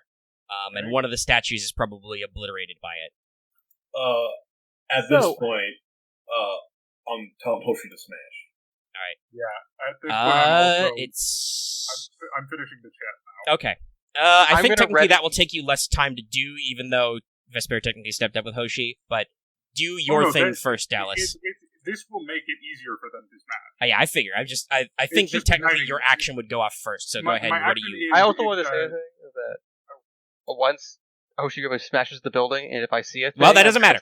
That's not happening yet, X. We're doing them in order. So Sacrament of Cremation. Okay. Which is a basic church sacrament, which is just ignites the building. Okay. The building is now conditioned burning building. That's fair. All right, that happens. All right, big girl, you're up. I should technically make you roll, but I don't care. Honestly, I don't think you did much. You didn't actually do much. It's just give me bonuses. Yeah. I have bonuses for fighting and burning. Well, yeah, but now I believe it says in the mention that you can roll to create new scene distinctions. I'm just wondering if I should. That seems a little... In this case, I think I'll let it pass, and just now there's a church on fire scene distinction. Which, by the way, anybody can use at a D8 if you don't feel like using your distinctions, which are probably cooler. The smoldering ruins of a church. No, definitely on fire. Yeah, no, it's not that fast. I bet it's going to be smashed. This isn't like I suddenly have a satellite cannon. It's like, it's on fire. No, it's not a noble phantasm, it's just you use your basic sacrament magecraft to start a fire. It only gets 1,000 attack per turn. Alright, so that was your activity. I assume you're going to pass to Hoshiguma. Yes, I passed to Hoshiguma. Hoshiguma, whatever. It's technically ambiguous. The girl. They both work, and we will interchange them so many times. Yes. Because Arknight's Hoshiguma. It's how this is gonna work. Alright. But yeah, no. Hoshi doing her thing. So I assume like we're not too far away from the church, but like we're not like no. This is all one action scene. So yeah. You are allowed to, like, as part of your narration for your action, run up to the church. Yeah, so she's running up to probably we had time to at least, like, think what the best place to smash is, I assume. Yeah. She's running up. Probably a load-bearing pillar. Yeah, or 5, I don't know. I mean, she's big. She got a big old club. Yes, you are a big berserker. There's a lot of things that could be done there. So, I guess this is pair. Since I was, like, I guess the idea is, like, we're doing this together. Yeah, you're doing a wombo combo. Figuring it out. So it's pair. I guess only from Mount Oe. This is a good distinction for smashing shit. That's what Oni tend to do. So... Well, okay, and what's your intent with bringing down the building is just you want to narratively bring down the building? I want to bring down the building so there's not an enclosed space. Alright. That'll be versus the Doom Pool. Okay. Because you're not specifically trying to inflict a complication or stress out the enemy character in this scene. But you are going to really ruin her feng shui. Yeah. Okay, sorry to interrupt you, but I was just making sure. It's fine. So, 2d8, Mana's Enhancement, because we can. Demonic Power Oni makes sense here. Oh yes, Monstrous Strength. Or Mana Burst, whichever you feel like. Yeah, both make sense. And I assume I can use strength here because she's smashing it into pieces with her brute force. Yeah. She's losing her club, so that's 3d8, a d10, and 2d12. Jesus fucking Christ. Okay, well you gotta beat up the big boy Doom Pool. Yeah. I have a plot. I can use a plot point to add a dice to the roll, correct? Yes, to keep an additional die to your result. So yeah, I will spend a plot point to add that 8. So it's 26. Oh boy, with your D10, I guess, because it's a 2. Yeah. You didn't use a Noble Phantasm or anything with Growing Dread, did you? No. Okay. She didn't Oni and combo. That's just pre-Oni. Because Hoshi's a bit nuts. Oni good at smashing. Yeah. I have 2 ones showing. I have 2 opportunities if you would like to activate any of them. I need plot points to activate them, though, don't I? Yes, actually you do, unless you have an SFX, yeah. That was my only plot point I just used. Okay, well, it was a good one, because I just 8 and 6. And my second best is a 6, so even if I spent one of these dice, I cannot. So hold on, let's see. 8 6s. 14. I'm done. I think it's bad at basic math. Everybody knows this. 14 is not 26. So, yeah. Hey, remember how I said there was a church in this scene? The scene distinction is now, as said, flaming ruins of a church. As I think Hoshi just does a fucking power, run with the club through all the pillars, and the church just starts to fall in on itself. Why am I just imagining Hoshi just spearing the church? I just think when she overhead smashed it and it just fell apart. No, I'm thinking horizontal and just, Yeah. powered through all the columns. Oh no, as many poses as possible. That's why I said spear. I just imagine she just dives through it with her fucking head. And just... It all falls in. Who would you like to nominate to go next? Did we see anything? Actually, yeah, did we see anything through the ruins? A lone figure may be standing in the pile of rubble. Figured that wasn't enough. Yeah, okay, throw a giant fireball at figure. What? Yeah, that's not how this works, Ax. Remember, you have to be nominated. I'm nominating Ax. That's what I'm nominating. Oh, you did? Okay, I did not. I did say that. I heard the... Sorry, I only heard the... Do we see anybody? All right. Okay. Now it is your turn. Sorry. Okay, as I prepare this, throw giant fireball at figure. Okay. Roll them. Okay, let's see. I'm right there, right? Yeah, you got some chance to skedaddle. Yeah, the church blew up. I probably moved a bit away. Well, if you saw a giant Oni approaching, you probably kept going. That was count as a pair if I'm technically using the fire you made. Yes, that was my... That is up to you. Did anybody else call pair with Tomas, I guess? Oh, no, it would be with me. Okay. Oh, yeah, that's right. You did it. Yeah. Okay. No, I don't think anybody's called pair with Celeste, so yes, you can be like, I'm going to use your fire! Woo! Okay. Oh, I'm shuffling. D4, D8, D8. Beggar skill stat station. Okay. You got everything? You going to tell anybody what you're supposed to do? I don't know if I've been clear. You're supposed to say what your pool is. Okay. Every time. Master die? Yep. Ragecraft Solar? Okay. Raise through Flames? Right. The Primordial Dagger? And Teamwork. Okay. Roll them. So that will be a D4, a 3D8, and a D10. I get to keep 2 of them, right? Yeah, you can keep 2 by default. Okay. You can spend a plot point to keep another one, as people have been doing. But remember, you want an effect die to inflict physical stress, I assume. Yes, I could... Yeah, let's see here. And remember, the rule is if you use it for your total, you cannot use it for your effect die. Oh, okay. Well, then I was thinking if I could just make it... I could probably use a plot point to keep that extra 6, so I can do a 20 of an effect die of D10. Yeah. Okay. 20 D10 solid. 20 with a D10 is solid, with no ones. Alright. Now to build their pool. Let's go with Lone Wolf D10. What's a good one for this? What's your good distinctions? Let's go with that one. That's a good one. For D8. Fire. Well, in this case, your agility and your endurance are the same, so we'll say endurance. For another D8. We'll throw in a D8 for magic resistance. C. The whole point of this is just to it's just to force them to actually be in the open. Well, they're already in the open. They're standing right there in the pile of rubble.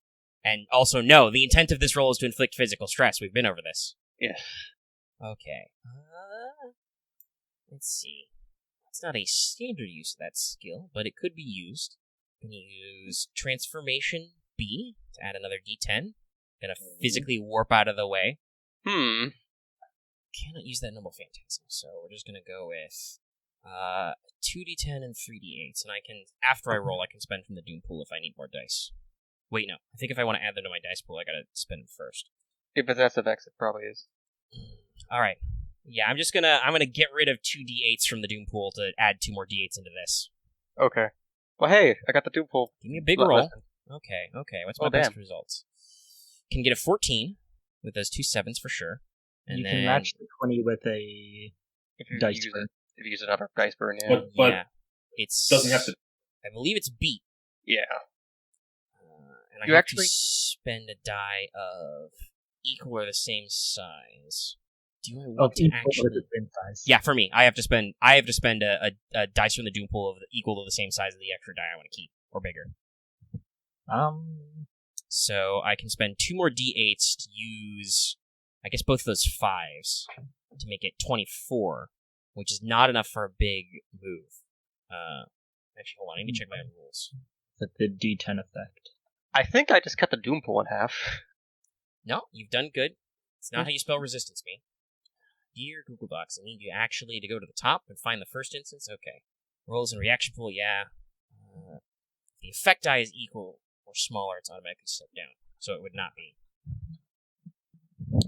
But yeah, So okay.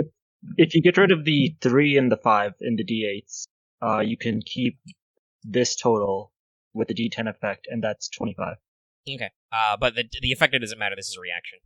I would have to spend another die out of the Doom pool to make it a counter, and I won't. That doesn't make any sense.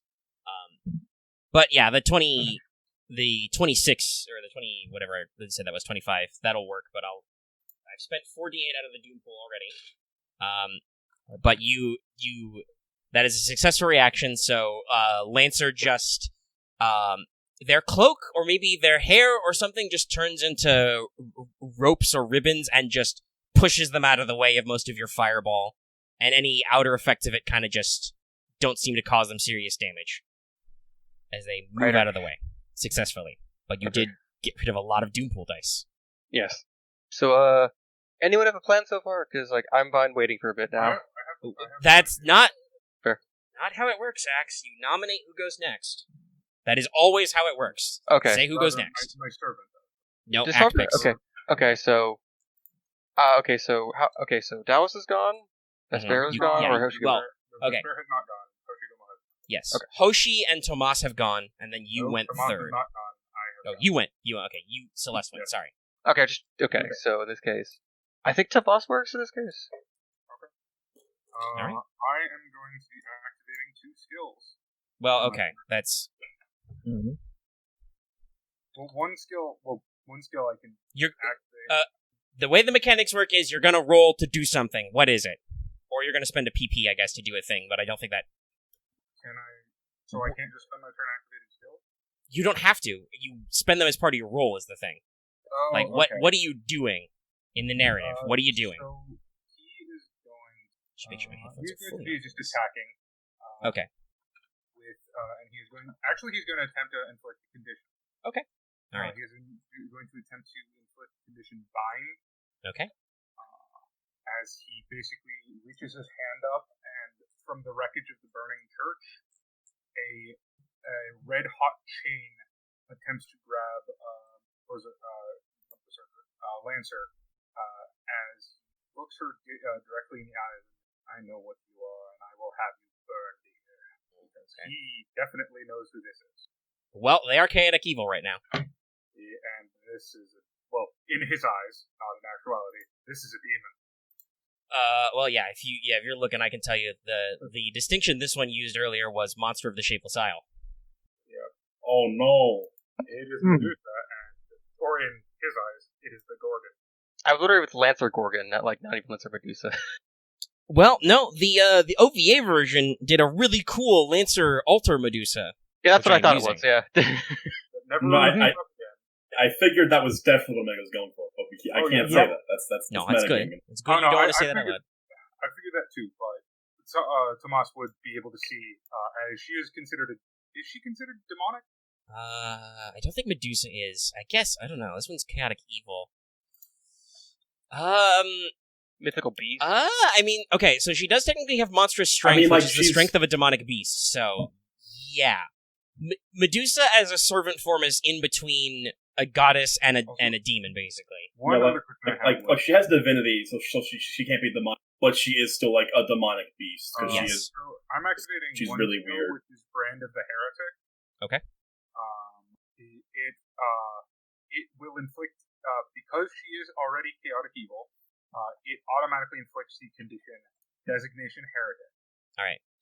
No rolling because she is chaotic evil. Yeah. If she wasn't chaotic evil, it would make her appear chaotic evil, and then I'd have to roll. But because she is chaotic evil, she is designated as a heretic for a later turn if that happens. All right. That is a fair restriction. So that dice is added, and then I'm activating Zealotry of the Inquisition. Okay, Wait, you how do does have to spend a charisma plot work point to use again? multiple skill dice in one roll I will be doing that. if they're personal anyway. Yeah, these are personal skills. No, it's fair. I figured. Just for everybody at home. Yes, I'm burning a. I have a lot of them, so I'm burning a power plot point. That's fair. You may get some more back depending on what you're doing. And how does charisma lets other people use this dice, right? No, that's not actually spelled out. Charisma is just social skills. Because I assume you're you're thinking a complication. Remember, everybody has 3 stress tracks, including emotional and mental. You can just use charisma to diplomate people and try and get them out of a fight if you wanted. Or you could use it for assets or whatever. It's just, in this case, charisma is you have a specific social skill. Okay, then I won't be activating that skill. Instead, I will be activating the other skill, which definitely applies to these winding hot iron chains of torture technique. Ability to wield and utilize torture devices. They're his chains now. So I'm going to be attempting to bind. I'm using the dice I'm using are torture technique, EX, which is a D14. How does that work again? It's a D12. Okay, D12. It's a D12/D4.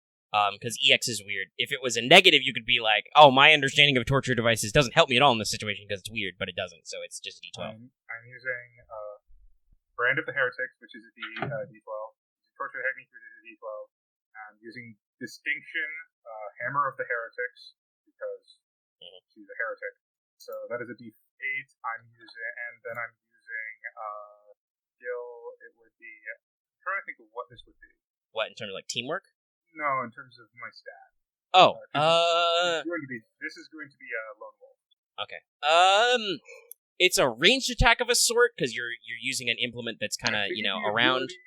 That would be agility or maybe magic mana. I think it'd be agility. Mana, NP. I don't believe he's not using any NP dice for this. It's not NP. That is pretty categorical. If you don't use NPs, you cannot use the NP dice. Also, I would add a D. What is it? I can never remember this. I can't remember what dice this is. For which one? For what thing? D10 for Oblivion Correction. Ah, yes. That would apply. She is an aberration, therefore. Yes, you are attacking her because of your personal beliefs about vengeance, not anything to do with the fact that she's trying to kill you. Yes. That is definitely a legit use of Oblivion Correction. Yes. Which also, I did try to rewrite a little bit, but it's very much a the Oblivion Correction as a skill is weird. It's basically like, you don't forget, and when you attack people, when you should forget, whether that's literally magically forget, the world is forgotten, or just a normal person would forgive you, but no. So I'm rolling 2d12, 2d10, and 2d8 to bind. It's a pretty good pool. Though I will tell you, those d12s can be swingy. Yes, they can. And those just d12 work, unfortunately. Right.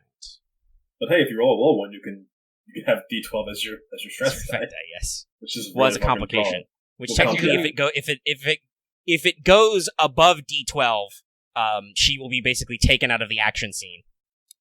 But you can't use it because you rolled a 1. I will give you a plot point to add a d6. Yep.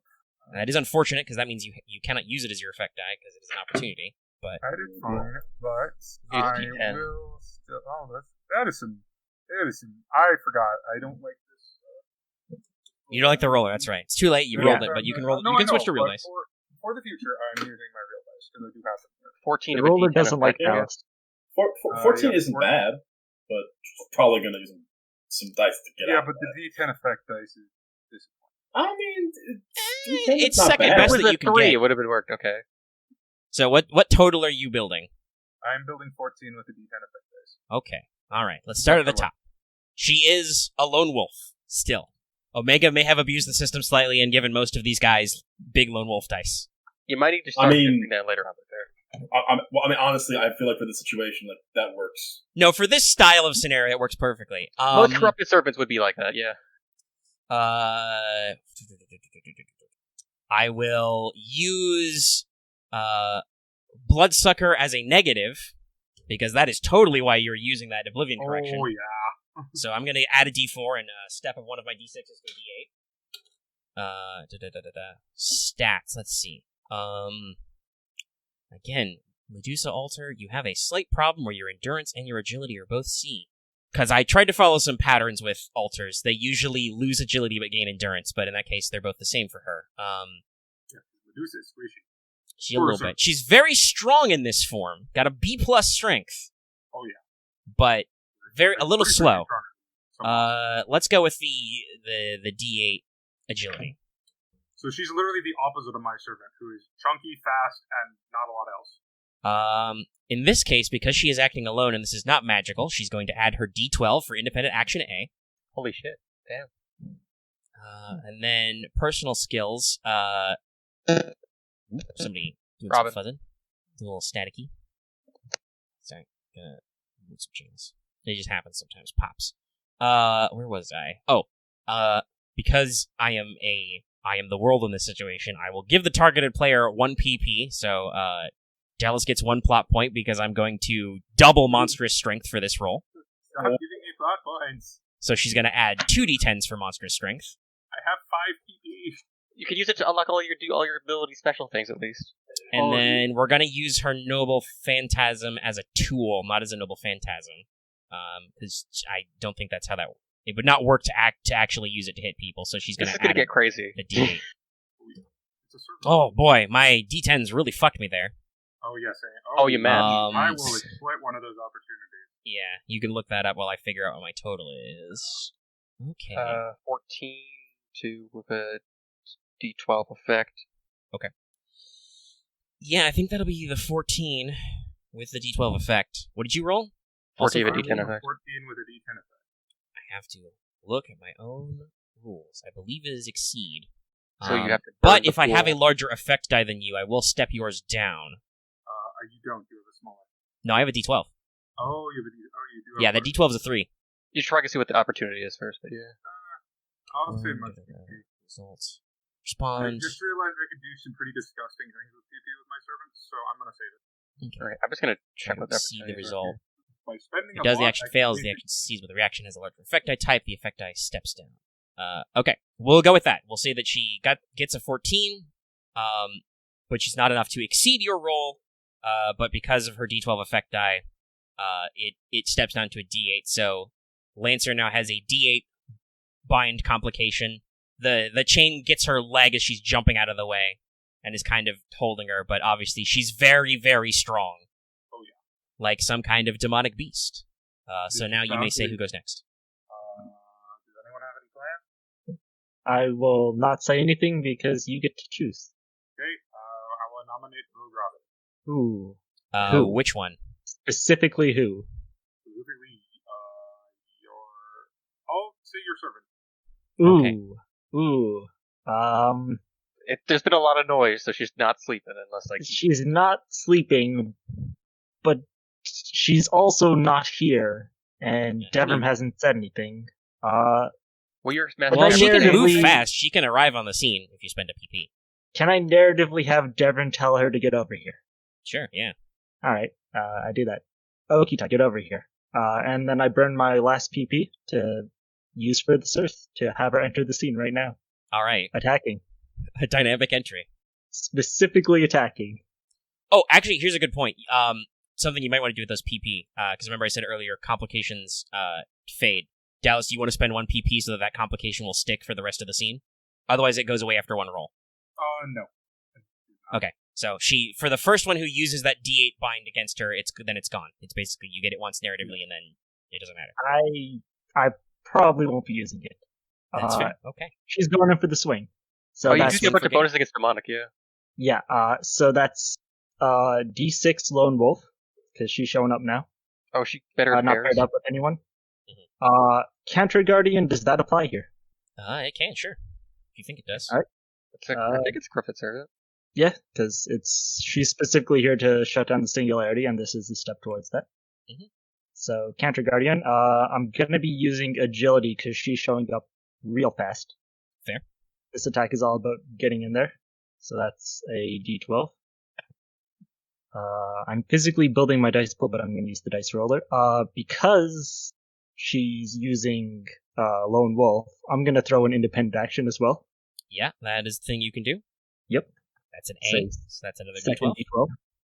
Hey, spoilers for the audience. Omega earlier today shot wanted Okita altar.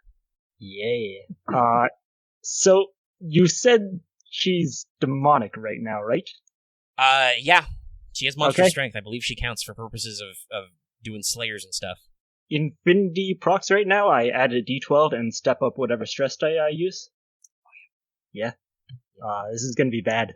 And then the Purgatory Sword as the weapon for the tool is a d10. She Yeah, it's a legitimately very large appears sword. behind her an unsheathed sword. Yeah. No, it's definitely in front. She just teleports and swings. Unsheathed sword, Really? stab through, cleave up. What I'm picturing now Behind is you, young personnel kid. regular Okita just show up in front and smack you in the face. Except without the 3 hits, just 1. It's a And giant. it's not infinite hits, because you're not unsheathing Noble Phantasm. You're just using your giant fuck-off sword. Which some people might go, man, that's rated a D10. No, it's a very large sword, guys. It's an Odachi. It's a big fucking sword that has a name, except when it doesn't. It's nameless sword that has a name when Okita calls it a name. Technically, It you likes could- certain names better. because the sword is still her NP, technically, in a way, you could use the limit to step down my effect die. Nah. But that's on you to burn Doom Pool dice. That's If I'm gonna spend the Doom Pool, it's probably gonna be to keep more dice. You just be like, nah, bro. Not Or I die. might not. I don't know. You guys are doing you got a pretty good plan. You haven't actually hit her yet. I'd like one of you to let her go, but if you guys are just going to continue to have all your actions be I body the enemy servant, that's still interesting, I think, in a certain effect. We're surprisingly that's- on point at being like, destroy the enemy. Well, here's the thing. If you guys literally all go before Medusa goes, she's going to go last, and then she's going to get to go first, so she's going to go back to back, and I'm going to tell you, it's probably going to suck.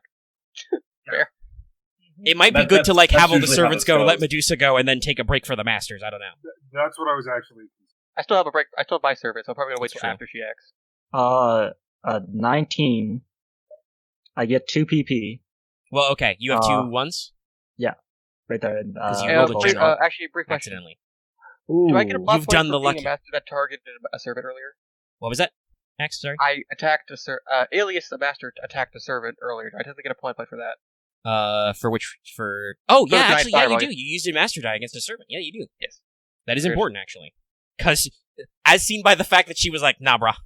That's It was a really thing. close, but yes. Did I technically use an action against her, or did I just set the tree? Here's the building. Nah, you did against you activated an effect on the building. I not guess her. quick clarification. So- Do we get just in case this comes up because Sela will probably fight. You get it Do- when you declare that you That's were all- using that's your all I was master asking. die. Okay, I wanted to ask just in Yes. case. You get it when you're like, okay, I'm using my D4 master die to fight a servant. Because this is a Want bad to make sure idea. we know we It's know speaking the, out, right? the order of operations with that shit. All right, Like, but if we get back- it, we may have that happen. But back to Okita attacking. Okay, I see them. Yes, you have. Also, D12 your is my D12s have betrayed you. Yeah. Yes, I'm going to add 2 more D6. Yeah, that's real bad, but also the D10 gets stepped up to a D12 for effect. Okay, what's your total Really pool out of that then? 18? 19. 19. Yeah, ooh, that's Oh, yeah, a your spicy, roll spicy different. result. Okay. One Alright. D12 didn't fail me. I'll No, take one that. D12 did goo. Okay. Alright. Let's And see D8 the pool continues to be again. my best dice. She has a D10 for Lone Wolf. I will continue to use this. She is very much alone right now. She's not going to summon a giant horse. No, can't- she's a can't- Lancer. She can't do that. Oh, okay. Did not have that. Is that Lance Um, special? Yeah, it's her Noble Phantasm, but it's not defensive at all. No, Is it I know what it does. Perseus's Lance? No, Maybe. It's not Okay. a lance. It's a scythe. It Oh. does stuff. Oh, it's that. Okay, Yeah. okay. Where was I? D10 Lone Wolf. She is a bewitching black serpent for a D8 because I'm tired. I need to roll big dice now. This is still defense, so we will roll endurance for 2 D8s. It's not a magical attack, and she still is alone. She will add that D12 for independent action because I can do that too. Oh boy, that's a good one for this. Divinity is of no help at all. Not only is it still E-, but it's not good for this. If it's not helpful, can't you just like give yourself an extra doom to die because No, that's no. That's the only distinctions, X. No, it's her skill divinity, but yeah. That means if she was affected by something which specifically targeted divinity usually has a special effect, which is you get a plot point, which I Which modeled I on the also- mutant I limit from technically Marvel. also- I but- do have something that targets divinity, so yeah, that would in this case I would add a d6 or step my lowest die if you did that rather than a plot point. But yeah, it's not relevant right now. The question is if I want to do my monstrous strength shim-sham again, or if she should use transformation. You guys seem okay spending plot points. Yes, I will give Robin a plot point to double monstrous strength again, because she is pretty strong. So she'll add 2 d10s with that, and she will continue to use her scythe as a tool. So that steps it down to a d8, because she's just going to physically block with the scythe, but not going to do anything fancy pants with it. Do I want to, before I roll, do I want to... Yes, aesthetically, this third d8 bothers me. I will spend 1 d8 from the pool. So the Doom pool is currently 4d6, 2d8 to roll this pool. Dice, don't fail me. Dice, you might have failed me a little bit. Middle of the road. Thank you, D12. That's not too bad. Okay. What did you get as your effect die? I have a D12 effect. Oh, It just steps up. Oh, right, it steps up. It was a d10 that stepped up. Yes, okay. So that would be equal. Okay. But also, if you just use 2, I think no, because you have 2 8s. I do have 2 8s, that's 16. What was your total again? 19. 19. So she can take it and take the d12 stress. It's rough, but it would work. The other thing would be, I could beat if I spend another d8 and keep another one of my 7s. I mean, okay, we're already like an hour and a half in. I don't know if I want this to take. This is probably going to take 3 sessions now. Yeah, so we should... I'm wondering if I should continue to let servants be bodied just to get them going. I think that's kind of why we're doing this. No, that doesn't make any goddamn sense. So it takes less time. I don't want it to take less time. I'm having fun. You're the only one who obsesses about getting encounters done in the least amount of time possible. Okay. Axe yeah, is the min-maxer. I don't know about the min-maxer. Like, his servants aren't very min-maxed, but he definitely is the time in the conscious. in the sense of like he wants the most optimal plays all of it. So he's German. Peak German efficiency. Well, Most Germanic I am part servant. Austrian. I will spend a d8 to keep one of my d8 7s. Okay, So that kicks it up from 16 to 20 something. Now, do I want to spend one of my d6s to counter? No, that would be mean. That would be a d12 stress. That would be very mean. No. I will not spend more Doom Pool dice to flip my effect die on you. Though I let you know that I could. So you go, Okita appears suddenly, goes for the big swing, and just Lancer blocks with the spear. You clash, kind of scoot apart. Lancer is very, very strong. Okita will probably say something to this effect. Slightly calm and sleepily. She's very strong. Thematically, I pass it over to Lancer now. She just got swung at. Okay. And she's also trained. This is probably the time to do a thing. Unless she spends to break the condition, she can't move that far. That's true. Narratively, she can't go very far. It will probably add to her roll. If you want to swing at the person in front if you want to punch Yoki, that's fine. She's in front of you. Well, also, she has amounts to do range, though, too. She has options. What's the best, though? What's the best? I could bully Fireman, but she has actually done very little to... He's actually done very little to her, so there's no reason to pick on a master.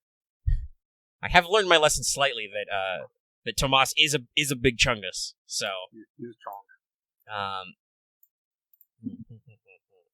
Survived a couple assassination attempts. Actually, no. She's probably pissed off at him. She's not happy because you said mean things. So she lets her hood fall back. Looks like this. In case you forgot. Super long hair. That's a big mood to the design. Yes. I believe Takeuchi drew this too. I can see it. It looks like if you mix like a the classic Lancer one, yeah. the Lancer altar. So she lets the hood fall back and basically just, as fun as it would be to use her double phantasm, this is funnier, where she's just gonna be like, "You've destroyed all my statues. I'll have to have you replace them."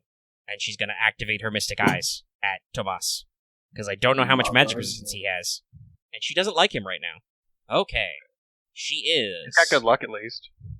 Oh, he has insane luck. Lone Wolf. Normally it would probably be mana or magic, which I've flipped to be magic, because I can't decide whether I want. Mana is the usual one, but I think it's just magical power. so magic might work better. I'm debating which localization I want to use. Luck could also work, I guess, to resist. Okay, but anyway, D10, Lone Wolf. She is the Bewitching Black Serpent, D8.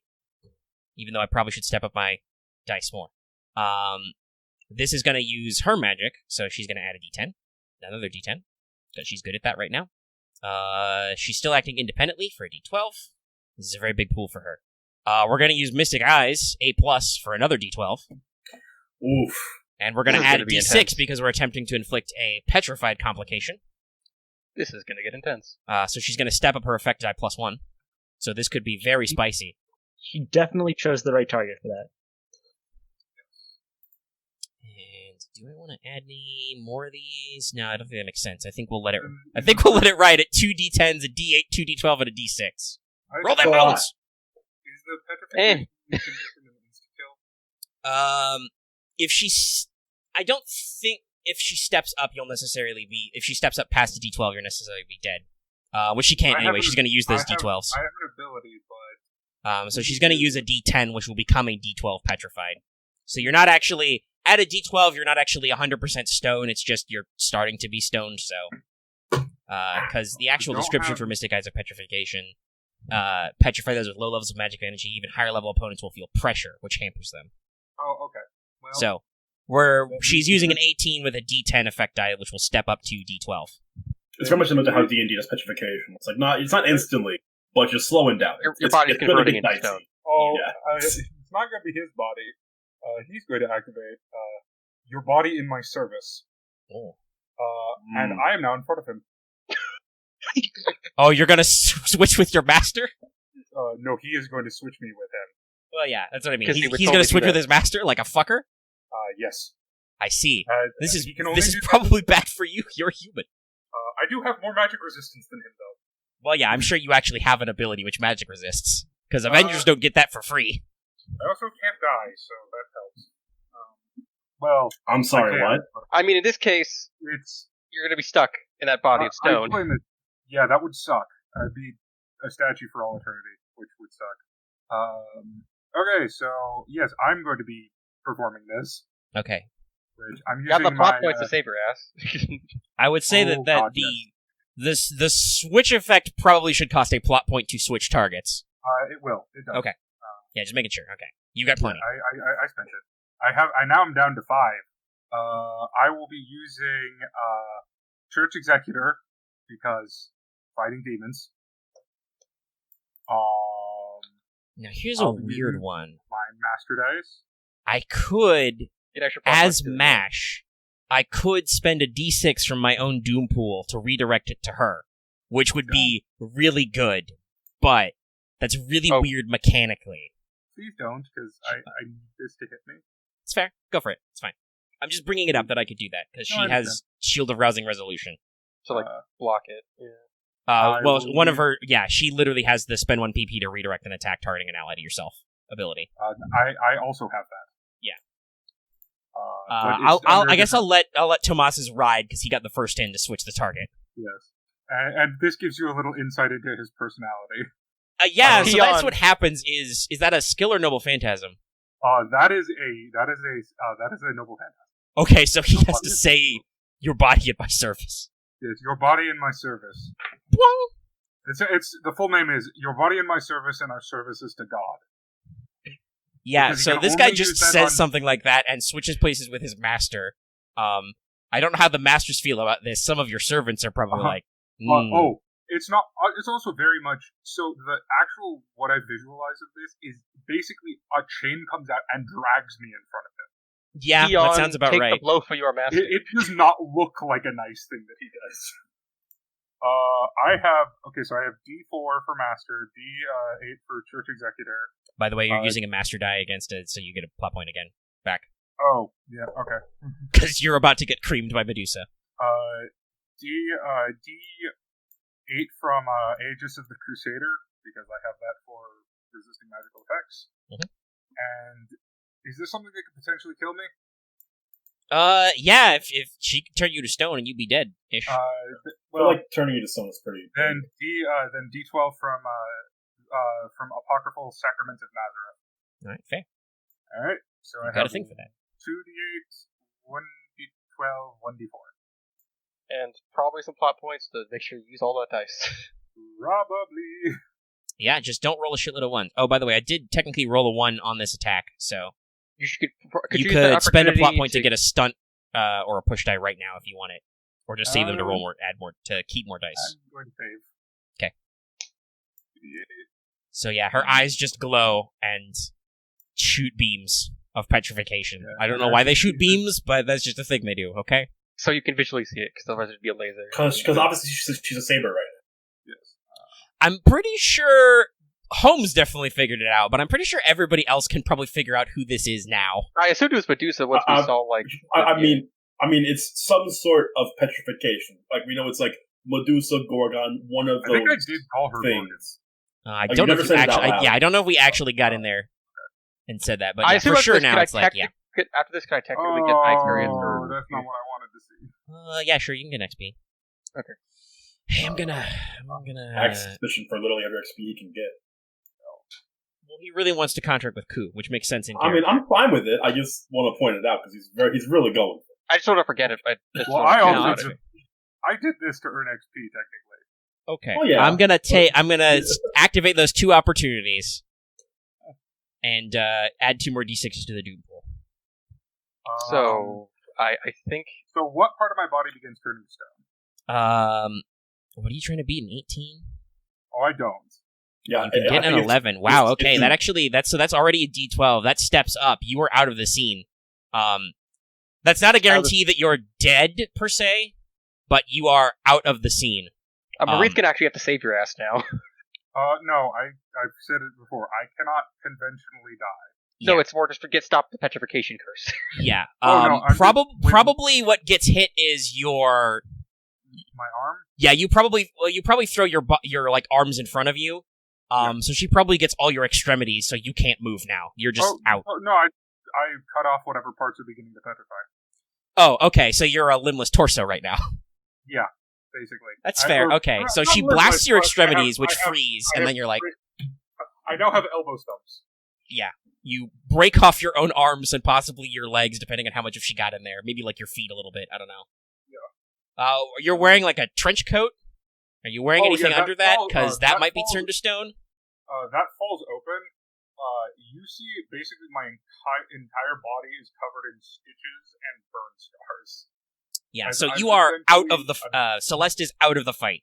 Oh yeah, Out of the I'm action scene. At least your mind is still there, so you still give your orders. Well, to your yes, you're not. Yeah, I can narratively, have it. you're still I able can to have like that. talk and communicate, and you're not out of the story. But yes, you have been bodied very hard by a servant. That Dallas has just become one. Yeah, no, I just cut my own arms off and possibly one of my legs. And Medusa kind of looks at you and says, "Well, that's different." I like to imagine that your blood kind of pools by her feet, and she just Oh, I don't have leans down. Oh, you don't have blood? Ooh, No.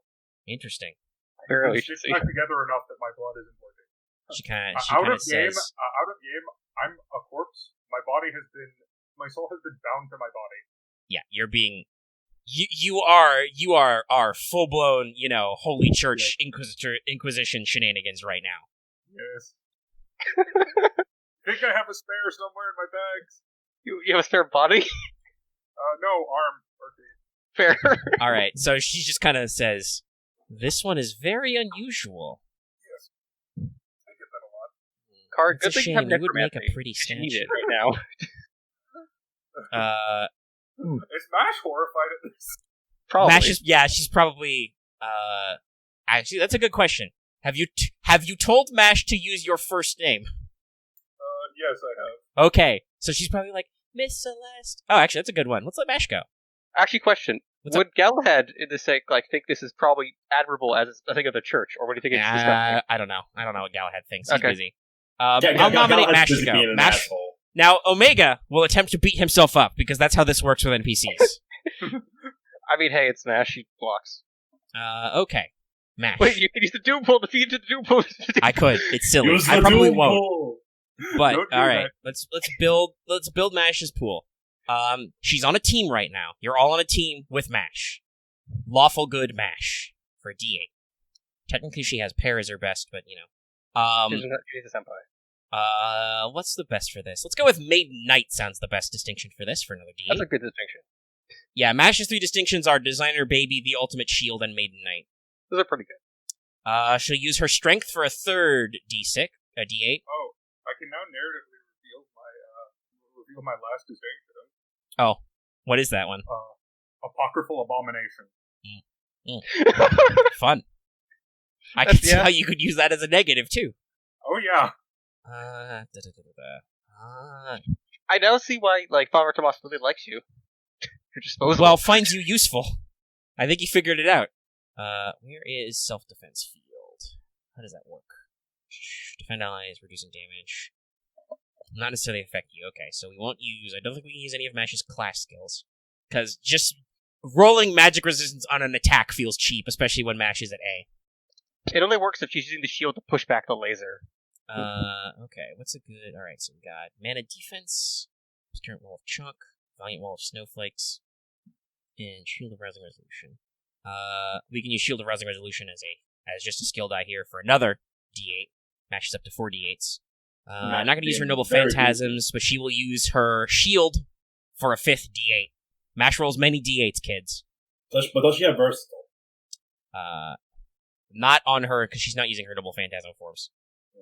And no, she would have to, in this scenario, she'd have to use Lord Caldias. But Lord Caldias does have Concentrate. So if she were to use that, she could turn her D8s into D10s if she felt like it. So what happens when you roll ones against yourself? I could activate them to do my own Doom Pool, but I won't.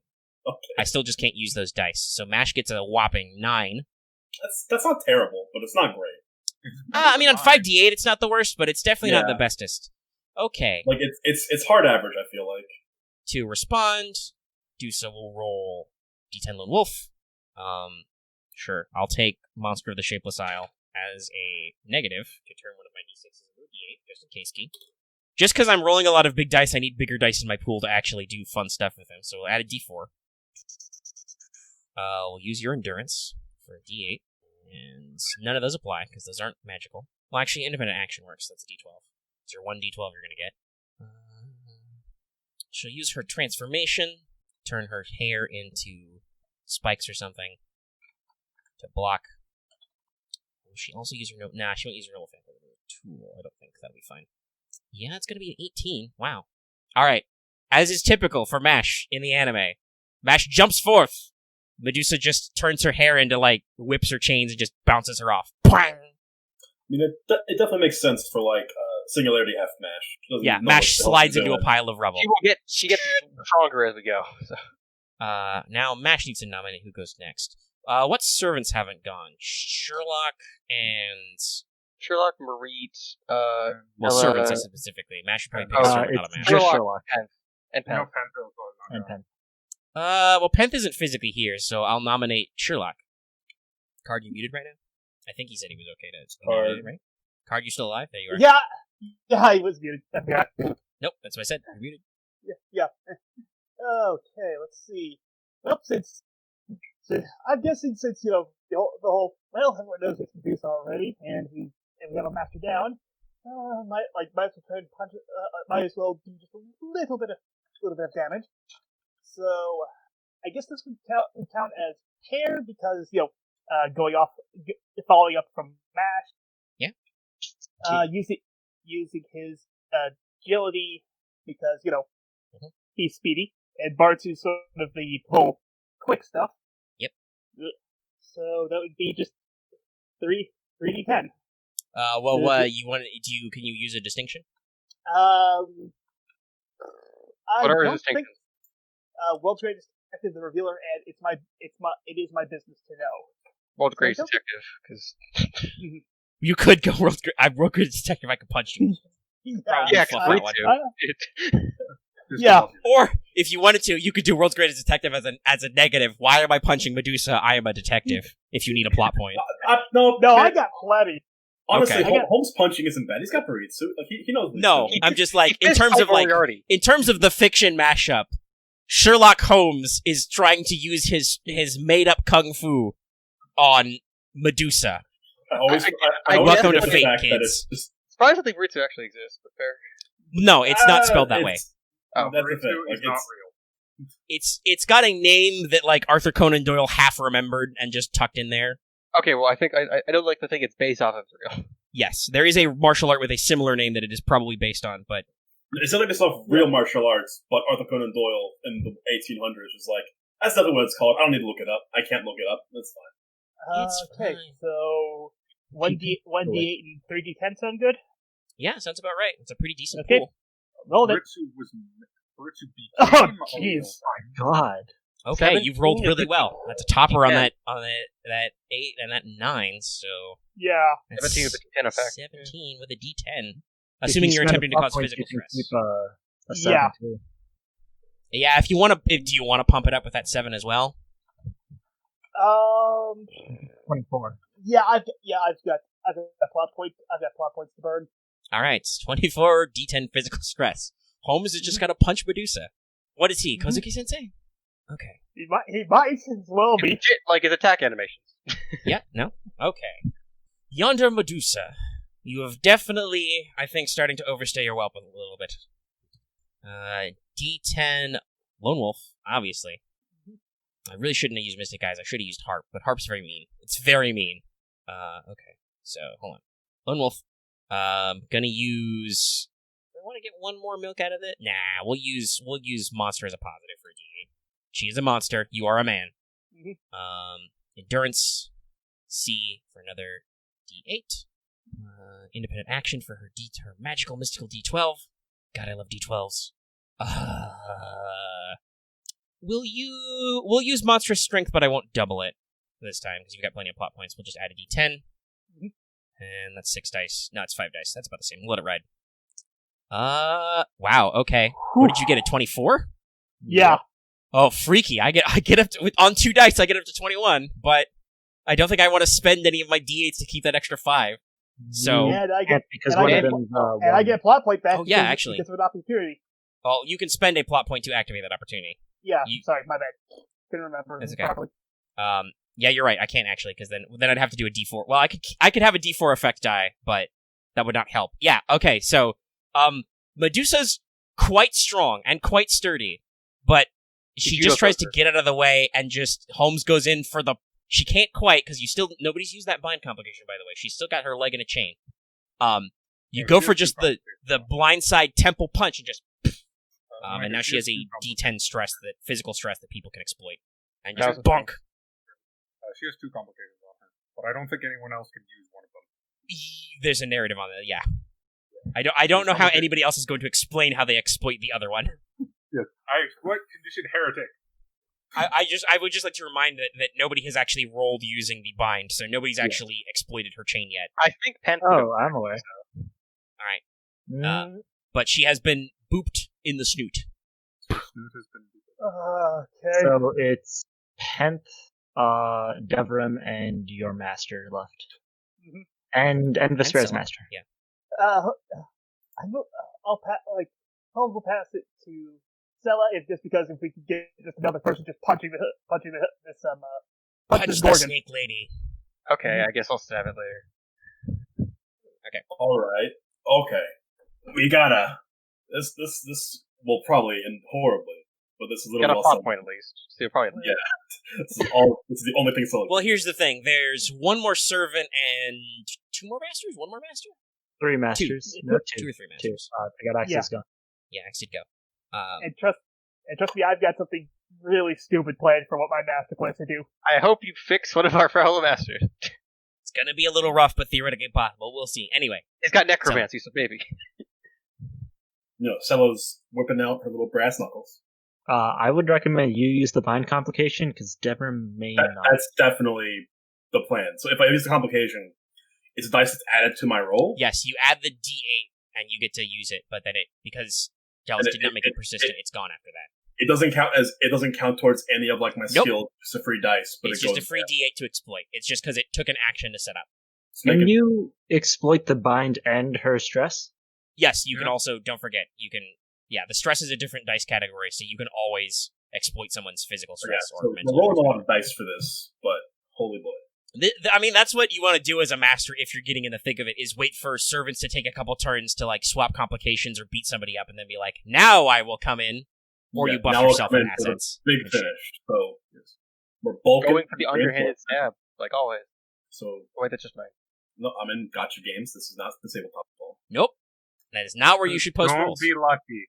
So I have a D4 automatically from the master dice, a D10 for reinforcement, a D8 because of complication. What's the stress at? D10. So I have 2 D10. Yep. And I have another D8 for my brass knuckles. And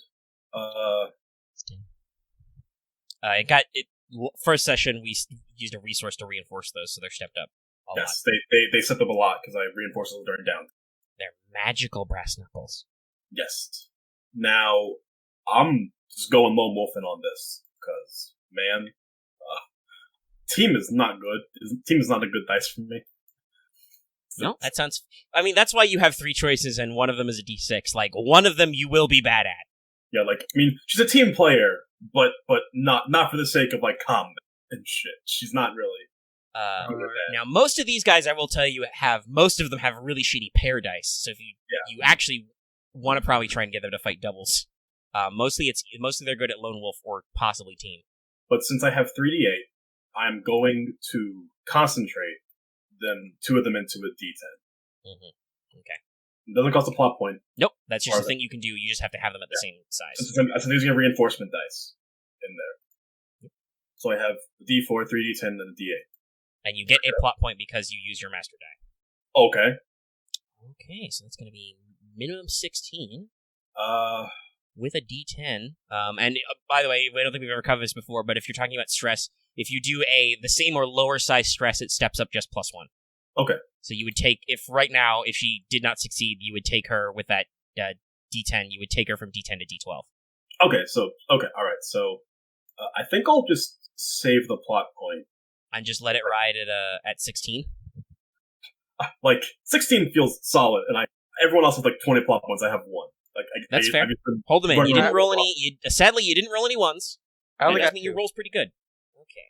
Yeah, so 16. So, lone wolf, monster, still a positive. Yeah, I'm just going for the leg sweep and just the punch in go with she the gets distracted. She gets her bell rung by Holmes, and then suddenly there is a punch wizard here. There's a human being up in her face about a Decker and the schnoz. There's probably a very brief what? Bonk. The wrong stat line. Funnily enough, if you're not paying attention, all the stat lines look the same until you realize, wait a second, that's the wrong document. Okay, Lancer. Distinction to teamwork. I am pissed. Endurance for D8.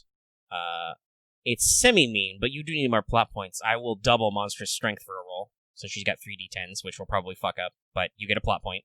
Okay. And I don't think it makes sense for her to try and block with harp, so we'll stick it with that. Oh no, I said her noble fate has a true name. Huh, okay. Well, she does get a 17. Okay.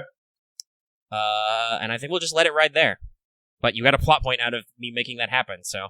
And compared to, like I almost surprised her, which... And you have basically the only reason why you don't get her is she reaches up her free hand and just catches your fist, and this is probably the physically strongest being you have ever crossed fists with. Yeah, no, definitely. And you probably need to take your fist back very fast before she just breaks your hand off. Yeah. She's strength B+ right now with a B rank monstrous. Like, humans are barely strength rank E, if that. Not even that. Like, maybe with your reinforcement, you would count as E. Yeah. So, yeah, she's very strong, and you have to basically backpedal before she crushes your fist like an egg. Yeah, just, like, back away. Which, if I wanted to counter, but I don't, because I don't know if I want to spend any Doom Pool dice, would be what happens. Now... There's no need to be... Midi and... I think it's just Devram, Marine, and Panther left. Okay, yeah. And the bind is gone because you use it, right? Yes. Okay, so she kind of catches herself and, gets out of the chain. Because you don't throw her off balance with this punch. We will nominate Marie. Oh, okay. Okay. Well, time to do something stupid. That's the name of the game. Sela literally just tried to punch Medusa. Almost, I think almost did it. Almost Well, did it. if you think that's stupid, I'm going to actually go after her myself. So I'm probably going to team up with Holmes and Max because they're both there. Wait, you're gonna attack her? Well, specifically, he's going to try and rip out one of her eyes. Okay. Oh, actually, there's rules for this. So you're gonna try and target her Mystic Eyes trait, basically. Yep. Okay. So you're trying to basically you could lock down her trait by exceeding the die size, which means you got to roll very big because it's a D12. They're very strong, but you could do it. Are you still gonna try? I'm still going to try because that's his plan. As soon as he saw the Mystic Eyes, I was like, okay, I got to get rid of one of them. So, okay, D4 for that does master die. Get a plot point. D8 because medic. Knowledge of the Goodbye for D10. Teamwork for second D10, and then I'm gonna burn the plot point I got for to use this necromancy. All right, so you're gonna double up on your skills. Okay. Mm-hmm. Oh, dice gods, be with me now. Ah, shit. 16. 16's not the worst. She only just beat that last time. Yeah. Mm-hmm. Actually, wait. Is the thing so do I roll it? Get another plot point. Okay, hold on, I gotta double check. Yeah, get a plot point. I'll add a D6. Okay. You could also add that D4 of that plot point. Trait die. How does it work? Yeah, I'm gonna burn the plot point I just got to, the bump to 20 and make the stress a D10. Well, no, it's not stress though. It's you're trying to target the die. Yeah. To disable her Mystic Eyes. Mm-hmm. So you're gonna keep the 4 though to get 20? Yeah. Well, that means if she doesn't do good, you could step up and actually get it. Hold on, I have to look at my own rules really quick to see whether I roll the Doom Pool plus the targeted die, or whether I roll an actual roll for her. Because while the Doom Pool is big, it's mostly D6s, so... And pure Doom Pool rolls, so... That thing your servant did, that was full audio English? Well, we've already established I can speak Italian, but that was in front of everyone, right? Oh, your body in my service and the service to God? Yeah. That would be in Latin. But he had to call it out. It was a noble phantasm. I mean, all of his noble phantasms would be in Latin because church. Or Spanish? Fair. No, they would Not be church Latin. Okay. It would be very specifically Catholic Church Latin. But for his actual noble phantasm, you will hear it in the language of your birth, specifically. His core one. Okay. Yes, which he has not used. I do have 5 noble phantasms. Man, you guys and your 20 noble phantasms. I just got my big old stick. Look, I just got 3. He's an Avenger. They have, usually, except for Dante's is weird. Well, Jolter only has 1, but hers is Jolter's also crazy good. She's kind of an Avenger. She wasn't originally an Avenger. She's a fake ruler.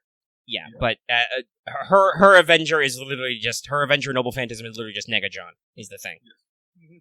Everyone else yes, no. Angra has a shitload. He's got oh really? Has 5. Watch.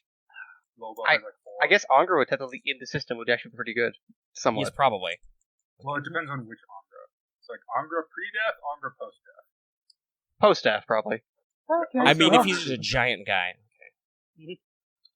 Alright, I may need to add my own notes. I think the way this is supposed to work, though, is you roll the Doom Pool against the trait. So I will roll my Doom Pool plus a D12. And we'll see what happens. Okay. We'll roll a lot of D6s. What'd you roll? 20? A 20. Yeah, 20. Well, I got a 10 and a 6, so I got 16, but... yeah, it's the best I can do. I actually think, technically, just for the sake of not wasting time, I will take a 12 instead of my 16. I'll do 2 6s, so that you beat by 5, so you actually meet the target. And yeah, you just... How are you getting it? Just, scalpel? What? Yeah, quick scalpel, right behind, and just rip out. She it becomes very yelly. Mm-hmm. You have basically she can no longer use her Mystic Eyes on this way. Okay, good enough. Okay, and just to speed things up, gonna nominate Pep, and hopefully she can take her out. Go crazy. All right. If Pep doesn't, I would ask that you nominate myself, because I believe this is bottom of the round. No, we still have Devram. There's nope. there's still Devram left. He might have some bullets. Devram, first in, last to go. Yeah. Didn't shoot first this time because he was busy jumping out a fucking window. He was busy not dying, because man, wow, after we saw what happened when one master got blasted by Medusa, it was very smart of you to vacate. So I think we're gonna do Impaling Strike 2, the Impaling. We're doing the same thing as last time. We're just doing the same thing as last time. And God damn it. So, in this case, can I take, like, a vouch for a team? I mean, yeah, you're dogpiling her. Yeah, we're dogpiling. Okay, cool. You can claim team. Alright, cool. So currently, I believe that, depending on, like, narratively, Mash and Okita got pushed away a little bit, but definitely Holmes, Sela, and Marit are all up on her. So, it's very much a team. So, if you wanted to. Pep's just gonna go, like, she's just gonna take physical form and impale her through the chest with the spear. Yep, sounds about right. So, in case it's gonna be strength. Mm-hmm. Let's see, divinity, or I guess in this case... No, divinity probably... You How usually old's only a war roll card? divinity for certain resistances or for defeating special defenses. Yeah, I don't think she counts as a mythical hero as Grace. I mean, she's She's not a a hero. beast. You have a No. monster slaying Hero. skiller, though? I have a distinction for that. Okay.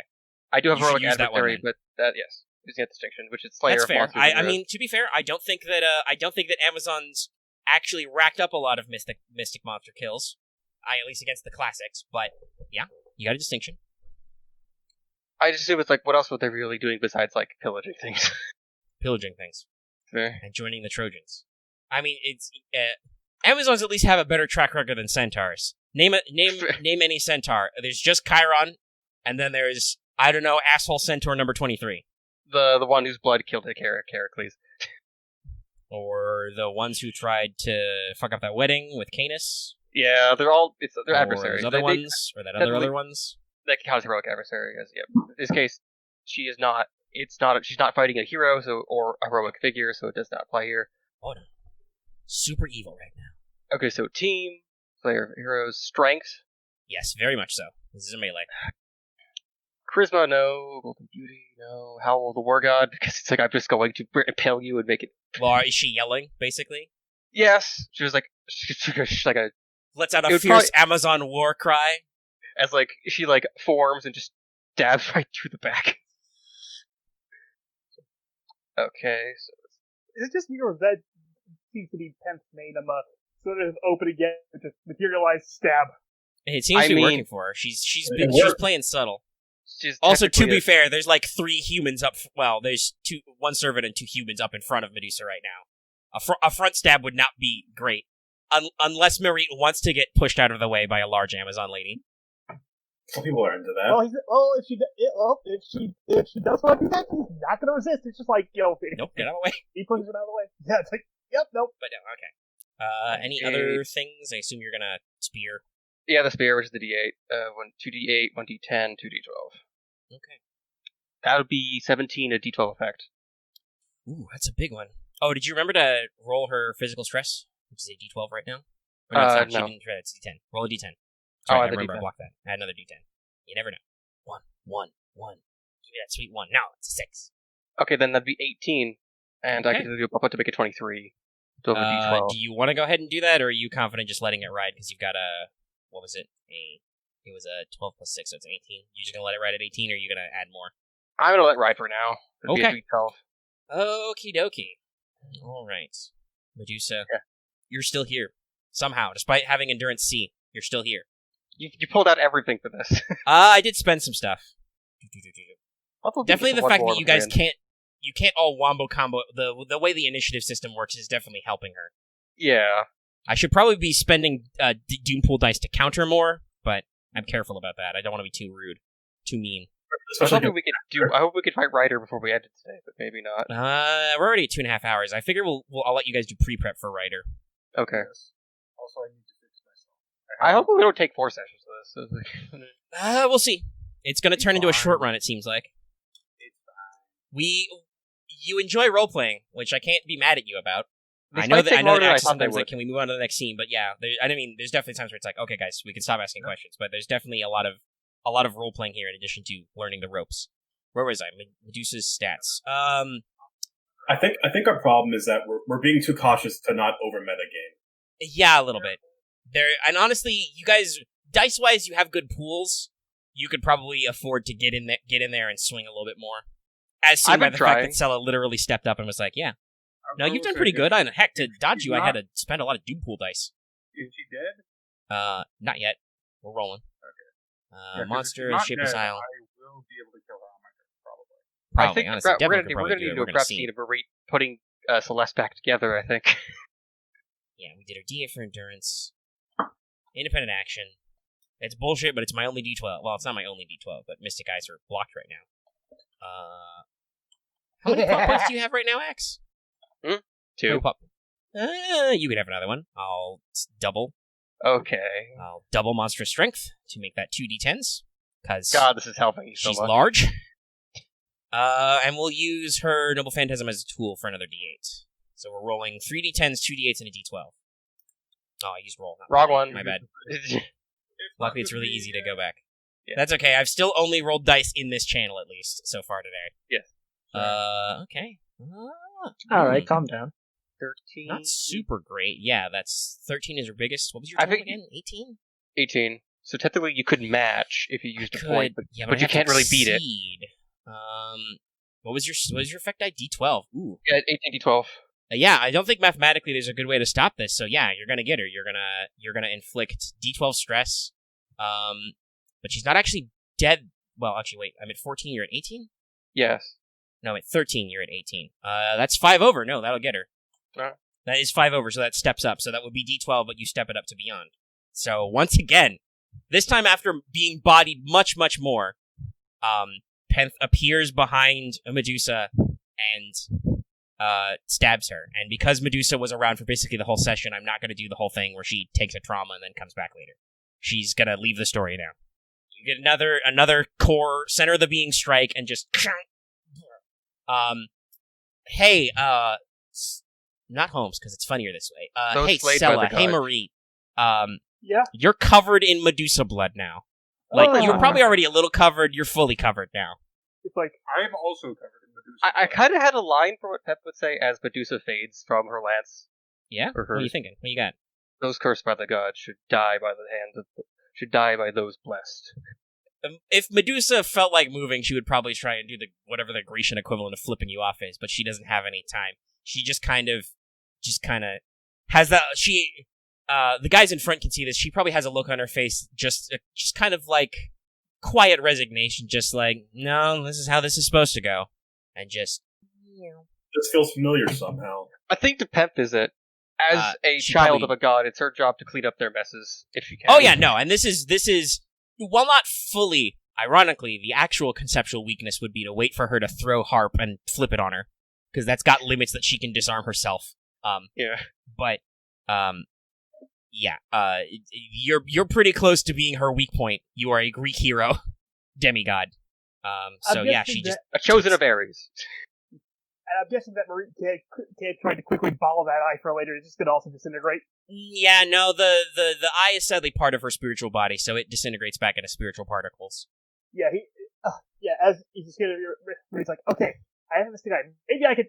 Fuck. Just vanishes. The scythe drops on the floor. Mystic Eye would have been amazing for research, but yes. Okay. Yeah, I will now, because you have defeated Lancer Alter, it'll turn into a text document, but I will post her stat line. Mm-hmm. And I will copy it to the research. Father yep. Heading over to Celeste. He stares at her on the ground, almost lazily kicks her body over. Yeah, Devram takes a shot. Devram takes a shot at that. Yep. This whole time, this entire round, if it was passed to me, there was a big debate going on in my head. Devram just saw, fucking instant transmission her to take a hit, and Devram is lawful neutral. His law is protect the team and work with his allies. That is so. Are you? This is a good question. Are you going to try and cap him, or is this like a warning shot to be like, don't do that? Like you purposely grazed him in the face because fuck you for being a jackass. Because keep in mind, this is gonna go. You are attacking us. You would know from experience that servants are strong. So, do you want to try and hit him, or is this just like, hey, cut that out? Don't be an asshole. Shot. Everybody gets one. But Alright. yeah, no, Devram definitely says step away from the body. Calm down. I'm trying to heal her. Holmes will observe quietly. I don't think I've ever seen. My associate is a medical doctor. I don't think I've ever seen anybody heal with a boot heel. No, I just needed to get her up and make sure she was still breathing. He picks her up by, I guess, the back of the neck. Actually, here's a very good question. Where on your per person are command seals located? Mine are located at the back of my neck. Okay. Because that's where something else is also located. Oh, Fair enough. your burial seal. Yes. If she had gotten the back of my neck, I would have just died. Yeah. I just exploded. That would require some. Your brainstem is shenanigans with the magical. cult shots and stunts. Yeah, basically yes. He begins almost chanting, and he just begins. You see limbs almost begin to form in front of him. Did he invent this right? No. Okay. What Holmes can see, and also Penthesilea and Devlin at this point, because you all know that he's not normal. You see him pull out almost looks like a cauldron, and you see him open it, and inside of it are dozens and dozens of corpses. And he just starts pulling out body parts and being like, this. I'm gonna say because Marit literally has in necromancy, he also probably gets the idea that wait a second. It's like, he's like, he's not gonna say anything, but in the back of his mind, he's just like, no. Well, no, Marie, you would know. Yeah. Sorry, you would also say. Okay. It's not Devlin, it's Marie. I forgot about that. It's Okay. because you're home master, and he said something Yeah. weird about this. Oh, so You basically everyone that doesn't know that there's something weird about him sees this as like some like holy looking ritual that like he summons parts of the body there. Everyone else sees what it really is. It's like, oh, his previous victims. He just has them. Well, okay, I guess it's like that's the. I don't know what like. You know how? Does anyone here have medical skill? other than Marit, yeah. I don't think so. Can you stitch this together? He looks to the servant, looks to the master, looks to Celeste, sighs. He's like, I will, but I ask that you don't put your master in that sort of danger again. Otherwise, personally, I'd rather let those in suffering die. But Very well. well. I will limit it to stab wounds. Thank you. You cannot feel any pain. I think. That's I not will how- observe the remarkable lack of blood from injuries. Yes, unusual. Holmes Yeah. has his pipe It's out always meant to somehow. be insane. Also, for the Yeah, you audience, get I figured since balls this was out on of mic, the I will character. read out for everybody Lancer Alter's stat line, just for the sake of getting it out there. So, true name is Medusa. She's chaotic evil. D10 Lone Wolf. Who could have guessed? Pair D6, Team D8. Her distinctions are literally just Medusa's distinctions because they work. Bewitching Black Serpent, Bloodsucker, Monster of the Shapeless Isle. Didn't get to use Bloodsucker. Not enough blood. She's got a B+, Strength, Endurance C, Agility C, Mana B, Luck D, because she's a Lancer, of course. Also, I think her luck is that awful anyway. And NP A+, has Independent Action A, Magic Resistance C. Her writing is neutralized in this form, so it's just a D4. She has Divinity E-, Monstrous Strength B, Mystic Eyes A+, and Transformation B-. She can change her hair into whip chains and snakes, which she could do to create her own bind-type complication, which was funny. And then her Noble Phantasm is Harp, the Immortal Saying Scythe, at a B, which the special attribute of this is Refraction of Longevity, which negates immortality effects and cause any injuries inflicted not to be able to heal except by any natural means. So it's got Monster Slayer, which doesn't help her at all, but you never know. You could have rolled one of the servants that's part demonic beast. Harp was what was really scary. Yeah. It's got Piercing. Now, the way Piercing works on NPCs is I have to spend a D12 to activate it, so I couldn't have. But I don't know if you guys have any immunity, invulnerable, or recovery abilities anyway. Hoshiguma does if she's using a normal phantasm. Okay. I have Mind's Eye, so I have a lot of. Well, recovery, yeah, that's but evasion, though, not necessarily damage immunity. Like, Honestly, the main reason I want plot point is because Hoshiguma can just be like, when they're on the phantasm, I should be like, nah, I didn't take that damage. That didn't happen. It's got Versatile, obviously, because, she's only got one. The scary one is unhealing. Physical stress and trauma inflicted by Heart B can only be stepped down through downtime scenes or between acts, or by spending EXP, not through special effects or recovery rolls. So that's a big. Oh, it's got necrotic. Damn. yeah, it's literally it doesn't heal except by nature. Doesn't Anna also have that? Yes. Yeah, that's who I thought it was, and that's why I was like terrified because I know she has the whole fuck your healing. Now her limits though is thrown, so she can basically it's got gear. Because I figured she could use the chains or her hair basically to throw it as a ranged attack, but then she could lose it. And then limit reverse edge because it's literally pointed out that Harp is designed kind of dumb. The cutting edge is only on the inside of the hook, so it's very limited in use. But you step it down when targeting a character who's not divine, demonic beast, or an immortal. So for her to actually hit the masters, it's weaker, but it would really suck for you because not even your healer could fix you. It would be just like, nope. It's like what one of Deerwood's spears would be. It was just like, no, you're just injured now until you heal naturally or until Medusa goes away. This is why, like, Saber Diarmuid's actually pretty great, because that entire sword is, like, necrotic blading. But yeah, so, she is dead now. We've been going for about 2:45-ish with some editing. I figure, we'll have another downtime break and you guys can figure out your, how you want to handle the port, maybe. Yeah, I have an idea for writer actually, so I think what to do before we end it. It's basically we've already kind of started the downtime scene with the role playing, so yeah. I assume Marie can stitch me up and yeah. So the scene is over, so that your complication goes away basically. So it doesn't matter that your limbs became stone; you have new limbs now. Oh yeah, it's not a.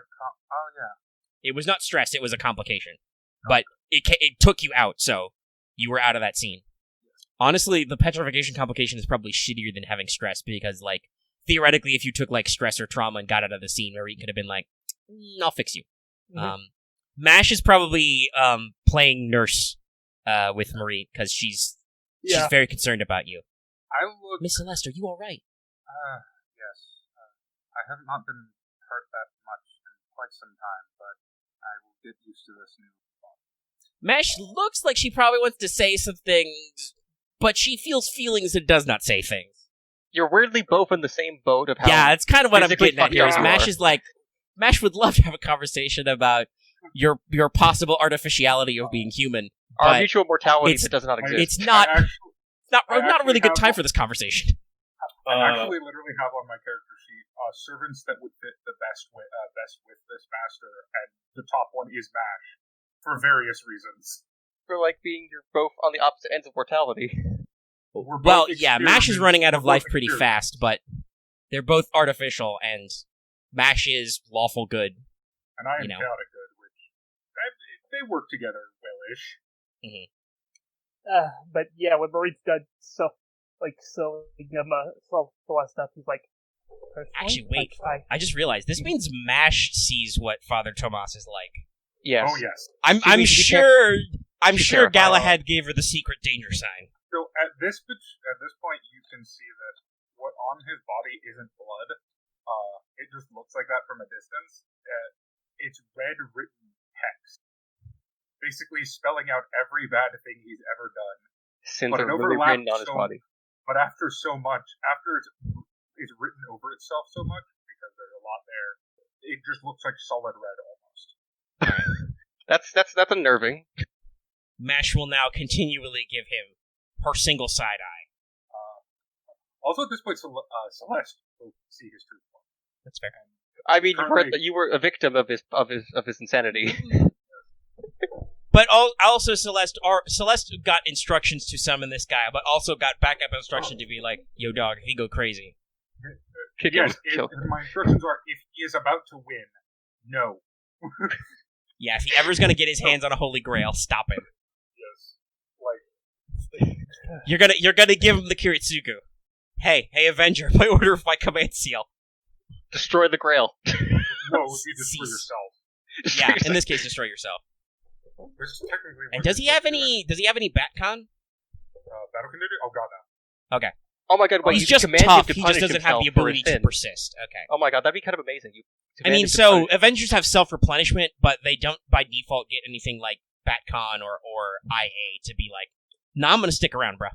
Yeah, he has a defensive ability, but not any battle continuation or anything like that. Yeah. Batcon's a fun one.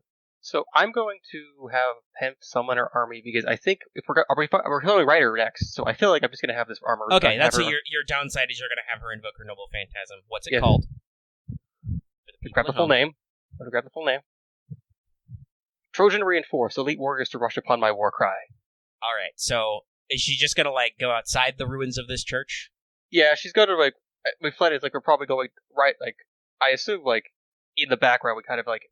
Yeah, and she just I call upon casters, they'd be like riders in the area, right, and stuff like that. Actually, Okay, yeah, he we're probably shows up and be like, "Ooh, you took care of her pretty good. You've ruined my previous territory a little bit. Don't think the ley line's going to be a lot of good here." There's time now. Sela just just kind of like look away. I would like. Just, I would probably use like the 5 XP to form a contract, but wait, we can worry about that later. We can say that you can unlock the resource. Okay. And we can work about maybe like role playing later if you guys want to focus on what you're going to do with Ryder. I'll pull up his stats. Okay, I'll just remove the 5 XP from my sheet. Oh, Yep. Hey, Omega, feel free to just copy and paste into the Word doc I said. That way, anyone can just look at the enemy servant info that we've gathered so far. I'm just gonna put this here just to show like what I'm probably gonna be rolling for this. So because I'm making this asset for the next fight. Well, yeah, you don't have to roll it right now. Okay. But the summon limit is you either have to spend a PP to I'm going to summon it right now, or you have to say during the downtime you're like, okay, Penth is summoning her army to use right away. Okay. You can set them up too. Real quick with Oni and Kanabo, I forget how unsignalable phantasms work. We can just do it during a downtime as how what part? Like what, just unsignalable phantasm, just activating it. If it doesn't have summon, you can just use your noble phantasm dice whenever. Okay. You just the thing is that to use noble phantasms fully, you have to declare I am using my noble phantasm of this name. So if you want to use your noble phantasm dice for special effects without using tools and stuff, like Medusa was using her scythe just as a scythe a lot. Yeah. But you also have your club and your net as but that's the kind of thing I'm like I've never don't know what to do with that thing, honestly. I mean, if you want to do something clever and you had plot points to spare, you could be like, and I'm going to include my net and my spear. Yeah, it's more just been kind of like or your club. Yeah. Sorry. But yeah, so basically you just declare you're using your noble phantasm because you're supposed to yell Oni and Kanabo out loud. Yeah. So they know what your deal is, but then it's just with us. The ones that are summonable, you have to be like you have to pull it out. So and so pulling out her army. So 12 Amazons show up. In the case of Hoshiguma, the saying that noble phantasm instantly realize she is Hoshiguma, just like Oni and Kanabo feels like a vaguely. Yes, that would definitely be a thing where it's a clue. She could, but without other details, it's not necessarily a giveaway because there are certain noble phantasms that multiple heroes would have. Yeah, it's not like Gable or Excalibur where it's like, oh, well, you're obviously King Arthur or Cuchulainn because you're using his weapon. Right. Like, it's like with Medusa, the fact that she had Harp, if she'd actually used it, would have been like honestly, her Mystic Eyes were more of a giveaway than Harp because you could have been like, okay, is it Perseus, or is it somebody related to one of those deities that gave it to Perseus, or is it Medusa? Hang on, she's Mystic Eyes. No, that's not Medusa. No, wait, no, she turned us to stone. By the way, good on you for sending all those people to their proper rest by crushing their stone bodies with a church. Because those were people she petrified. That's in the OVA. No, yeah, it's okay, they get to rest now. They are. If they weren't dead before, they're definitely dead now, and quite frankly, being dead is better than being a statue. Yes. So in that document card pulled up, I have copied Kucaster. He is lawful neutral. He does have a D10 lone wolf, but his pair is D8. His distinctions are mostly the same as his Lancer form, except one of them is Druid now. So he's Child of Light, Hound of Kulan, and Druid. Unfortunately, his stats have been a little fucked over by the change, so he's only Strength E, Endurance D, but it got Agility C, Magic B, Luck D, NP B. He's got the stats of a launch title 3-star because 3-stars aren't allowed to have really high stats. Yeah, no, honestly, this is not his optimal container. But he does still get Territory Creation B. He's got some good skills. Yes, his skills are really good.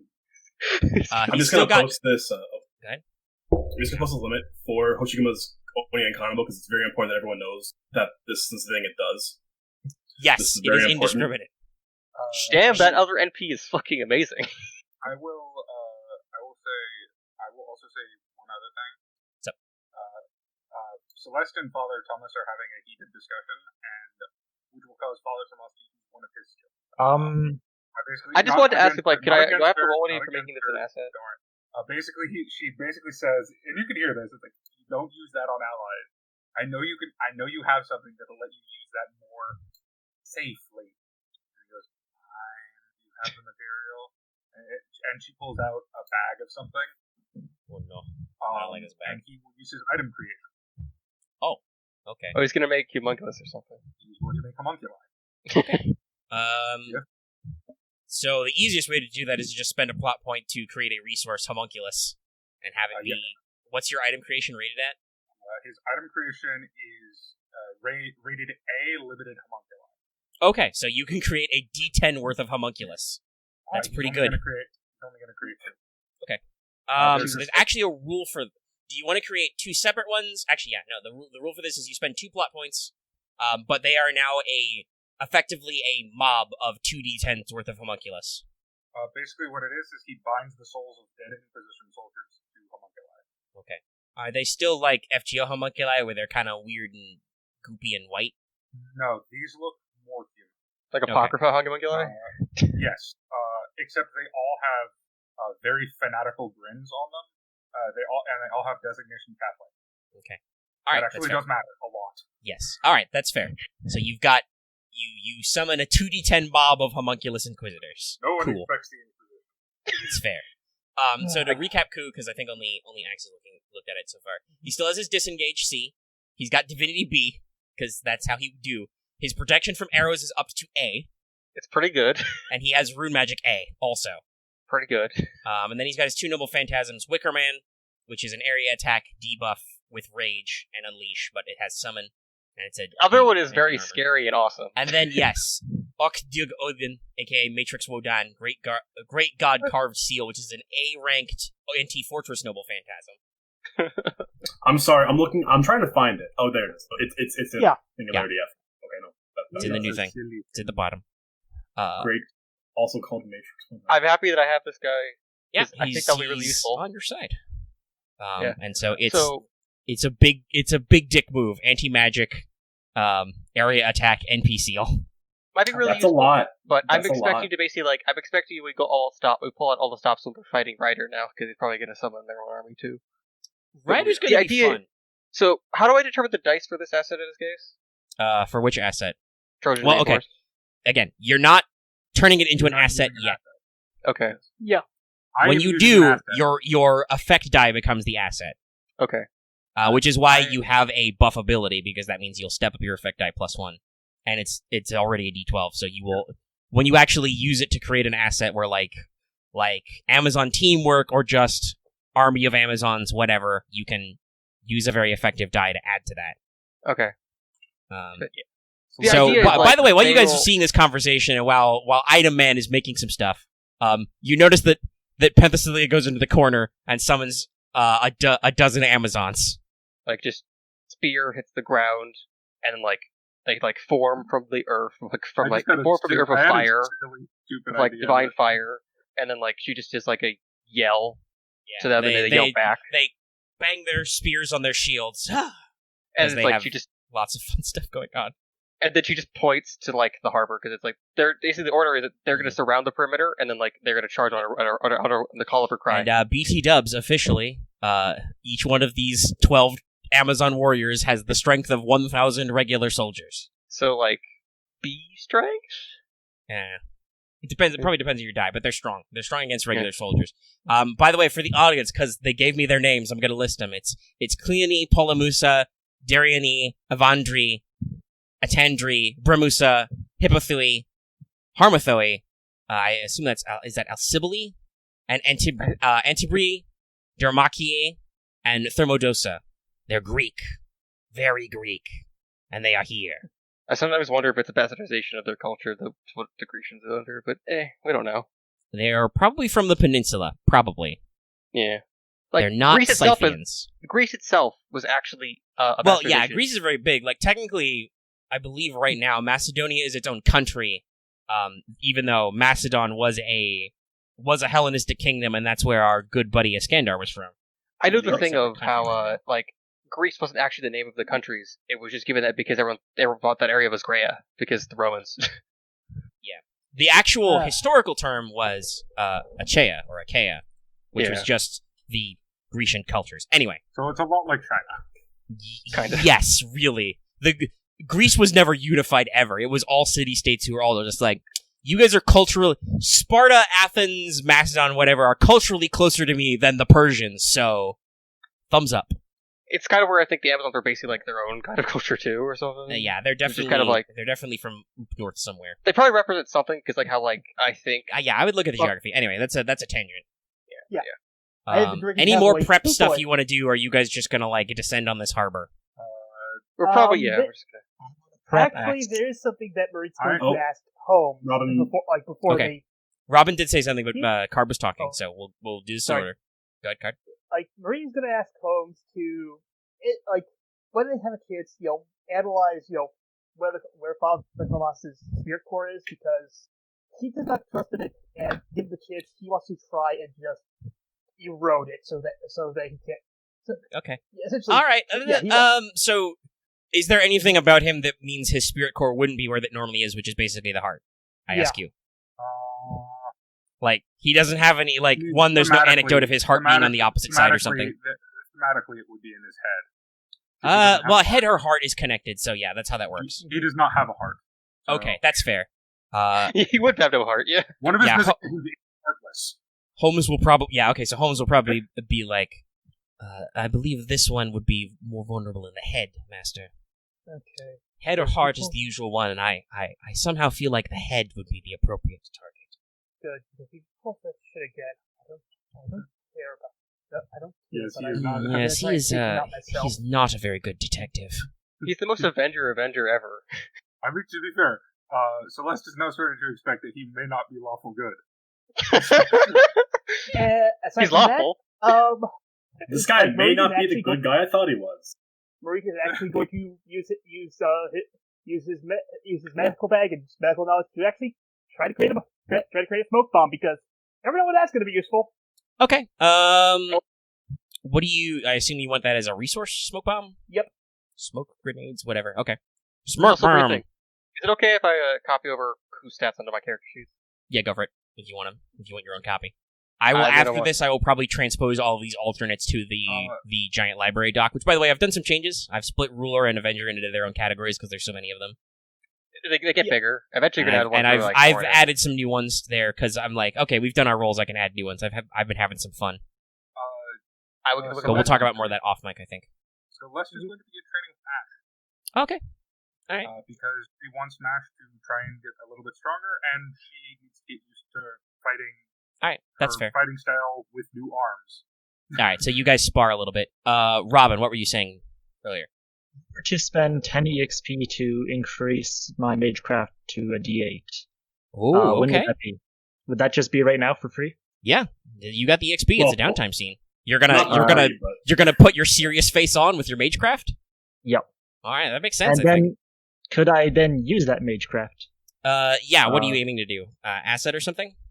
I would like to place a complication on Father Tomas, where I would like to place tracking magic. So if me or Okita attack him, it would be a benefit to us.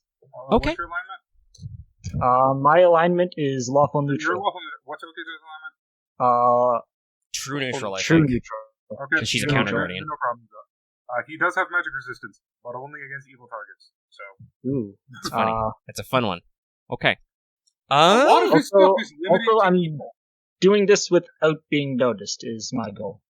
Yeah, we'll roll that all in. So, okay. You're gonna try and roll, and I think this is technically...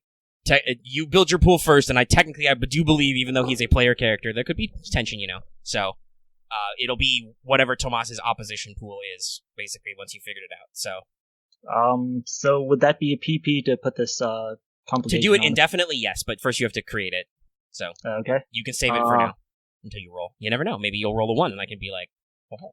Actually, wait, no, fuck, you're rolling against another player character. I don't get any... I have no stake in this. No. That's funny. Alice, I want to say a thing that, like, you've made a servant that is, like, the most fitting of the adventure class I've ever seen. He's a little finicky. Like I think he's got a little bit more high maintenance than some of the other pre-made designs I've done, but he's very interesting.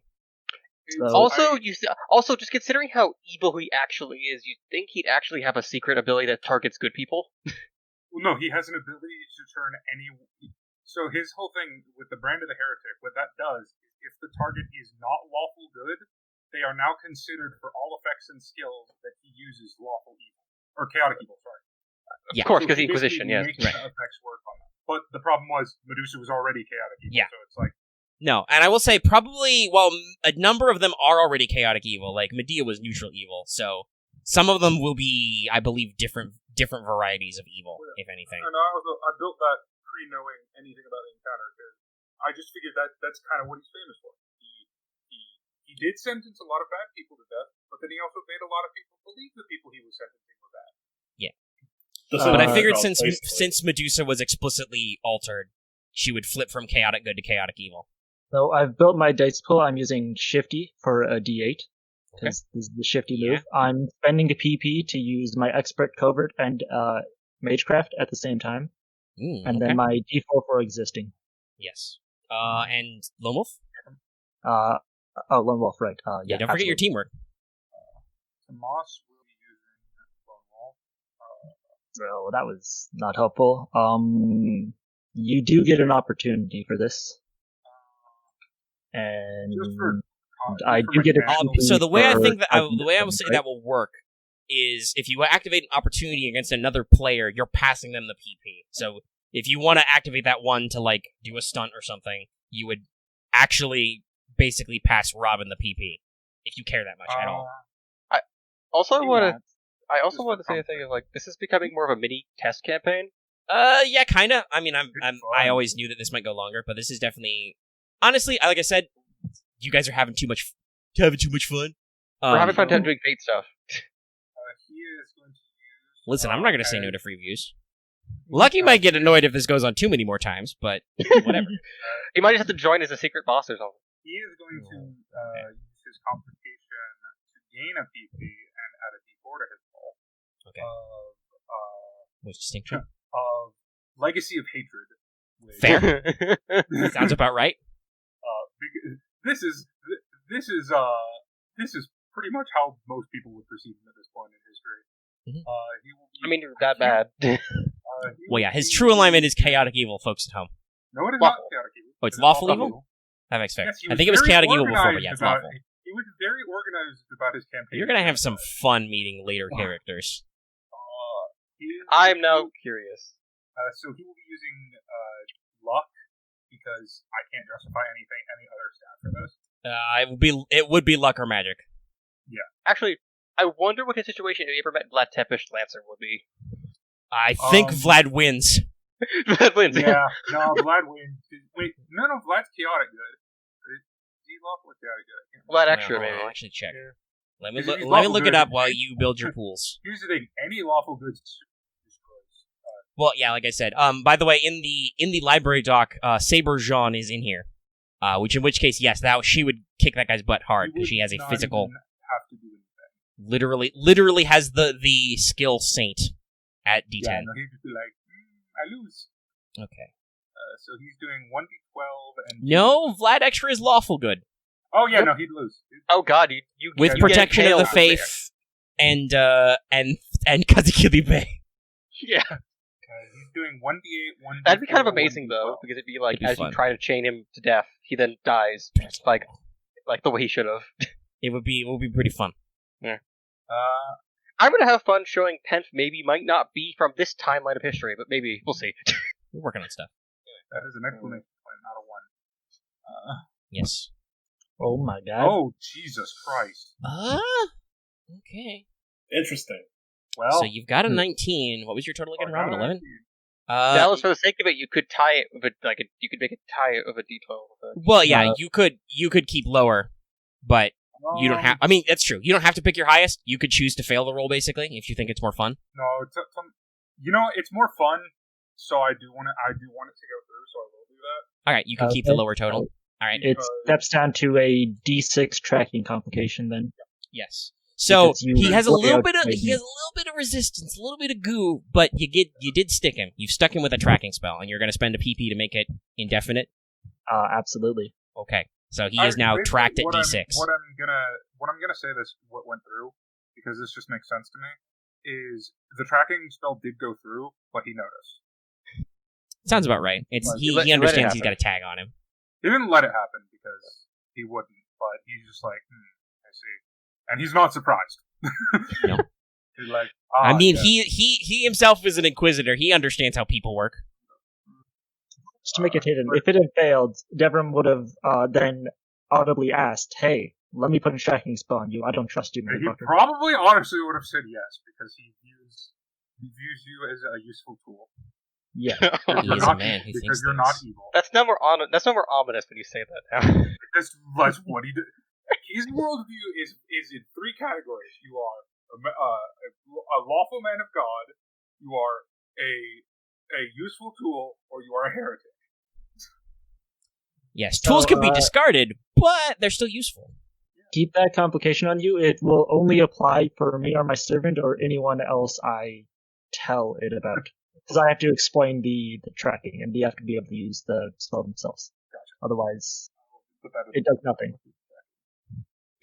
Well, I was yeah, and gonna that can keep up work. the That good can work facade narratively too. I was going to keep up the good facade for a little bit, but then when everyone immediately saw through it, like with the servants and stuff, I was like, well, he knows he's seen, so. I mean, hey, in this case, it's like you're useful to us because you're really good at fighting the corrupted Oh, servants. he's very good at killing things. I didn't get to roll it, but I was gonna roll a attack on Medusa that had 11d12 as the attack dice because it's double Slayer, Rage, Anti-Evil, Deadly, and Unleashed. Yeah, he can roll a lot of dice. That'd be really useful against the big boss of this whole thing. Maybe. Well, he has to be fair. He has to set that up. Yeah, there are quite a few combos that work like that. Like I've mentioned before how funky Arsene is. Like he can do some really shenanigan stuff, but he literally has to be like, okay, first I will declare that I'm going to do it to you, and then I'm going to actually do the And thing. then throw the card into your spine, and then you're good. And It's then all I about would like to apologize to Akita for leaving her behind, because that was fucked up. She just kind I of. just didn't remember that she existed. That's a you. That's She's, a very. she's probably like, no, it's fine. The enemy has been destroyed. Let us continue our work. Also, Do we have any snacks? I moved to ruffle No her hair. longer trust her. That's what I do. And maybe now understands her master's weird orders. You now understand, like, oh, this guy shouldn't be let to live outside his job. And now she's questioning why she was tasked to summon him. It's because he's very good at what he do. He's a master. He's a genocider. So like he's Okay. good. All right. Yeah. Is there any more prep time or asking questions you guys want to do? Because it is getting a little late for me. I don't think so. No, I think I'm good. If anything, All right. Are you guys okay to meet again next week? yeah. I am Yeah. okay with the meeting next week.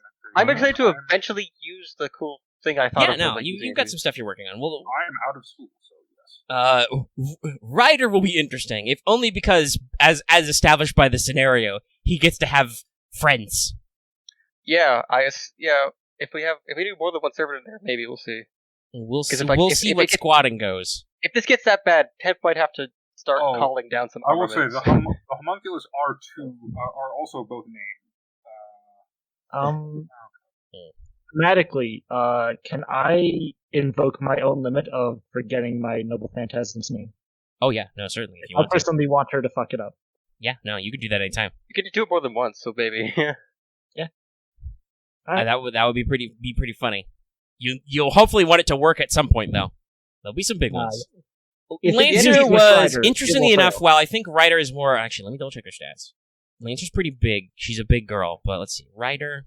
No, he's also a large lad. That's fair. I wonder if it's Darius or not. Ryder is a large lad. It's interesting. So he's definitely out of your two options. I think Lancer was the softball, which should say something because she's pretty strong. Yeah. But she Yeah. was the knight class, so she did have a lot of tricksiness. Note that you guys wanted to go after Lancer first, and I said no. I was just going to the church because it was closer. noting, Devram would notice that she could not have caused those craters.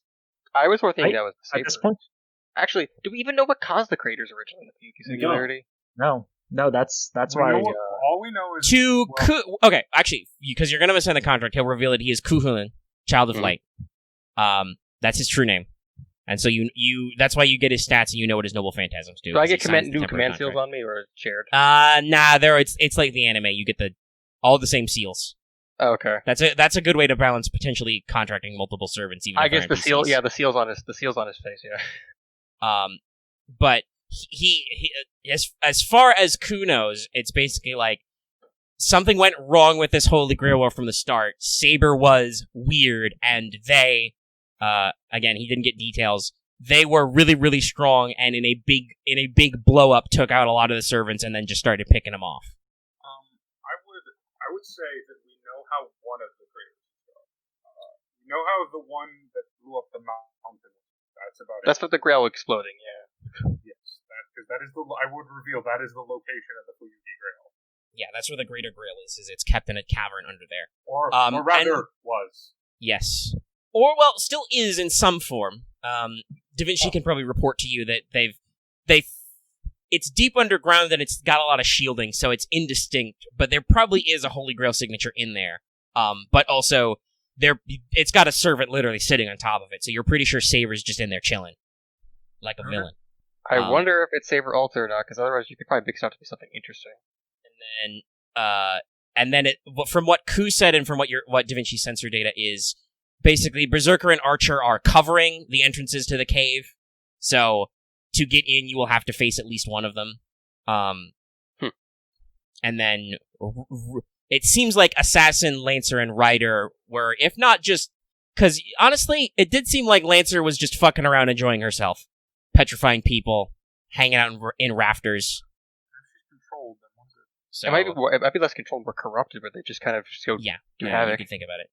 She was definitely non-standard.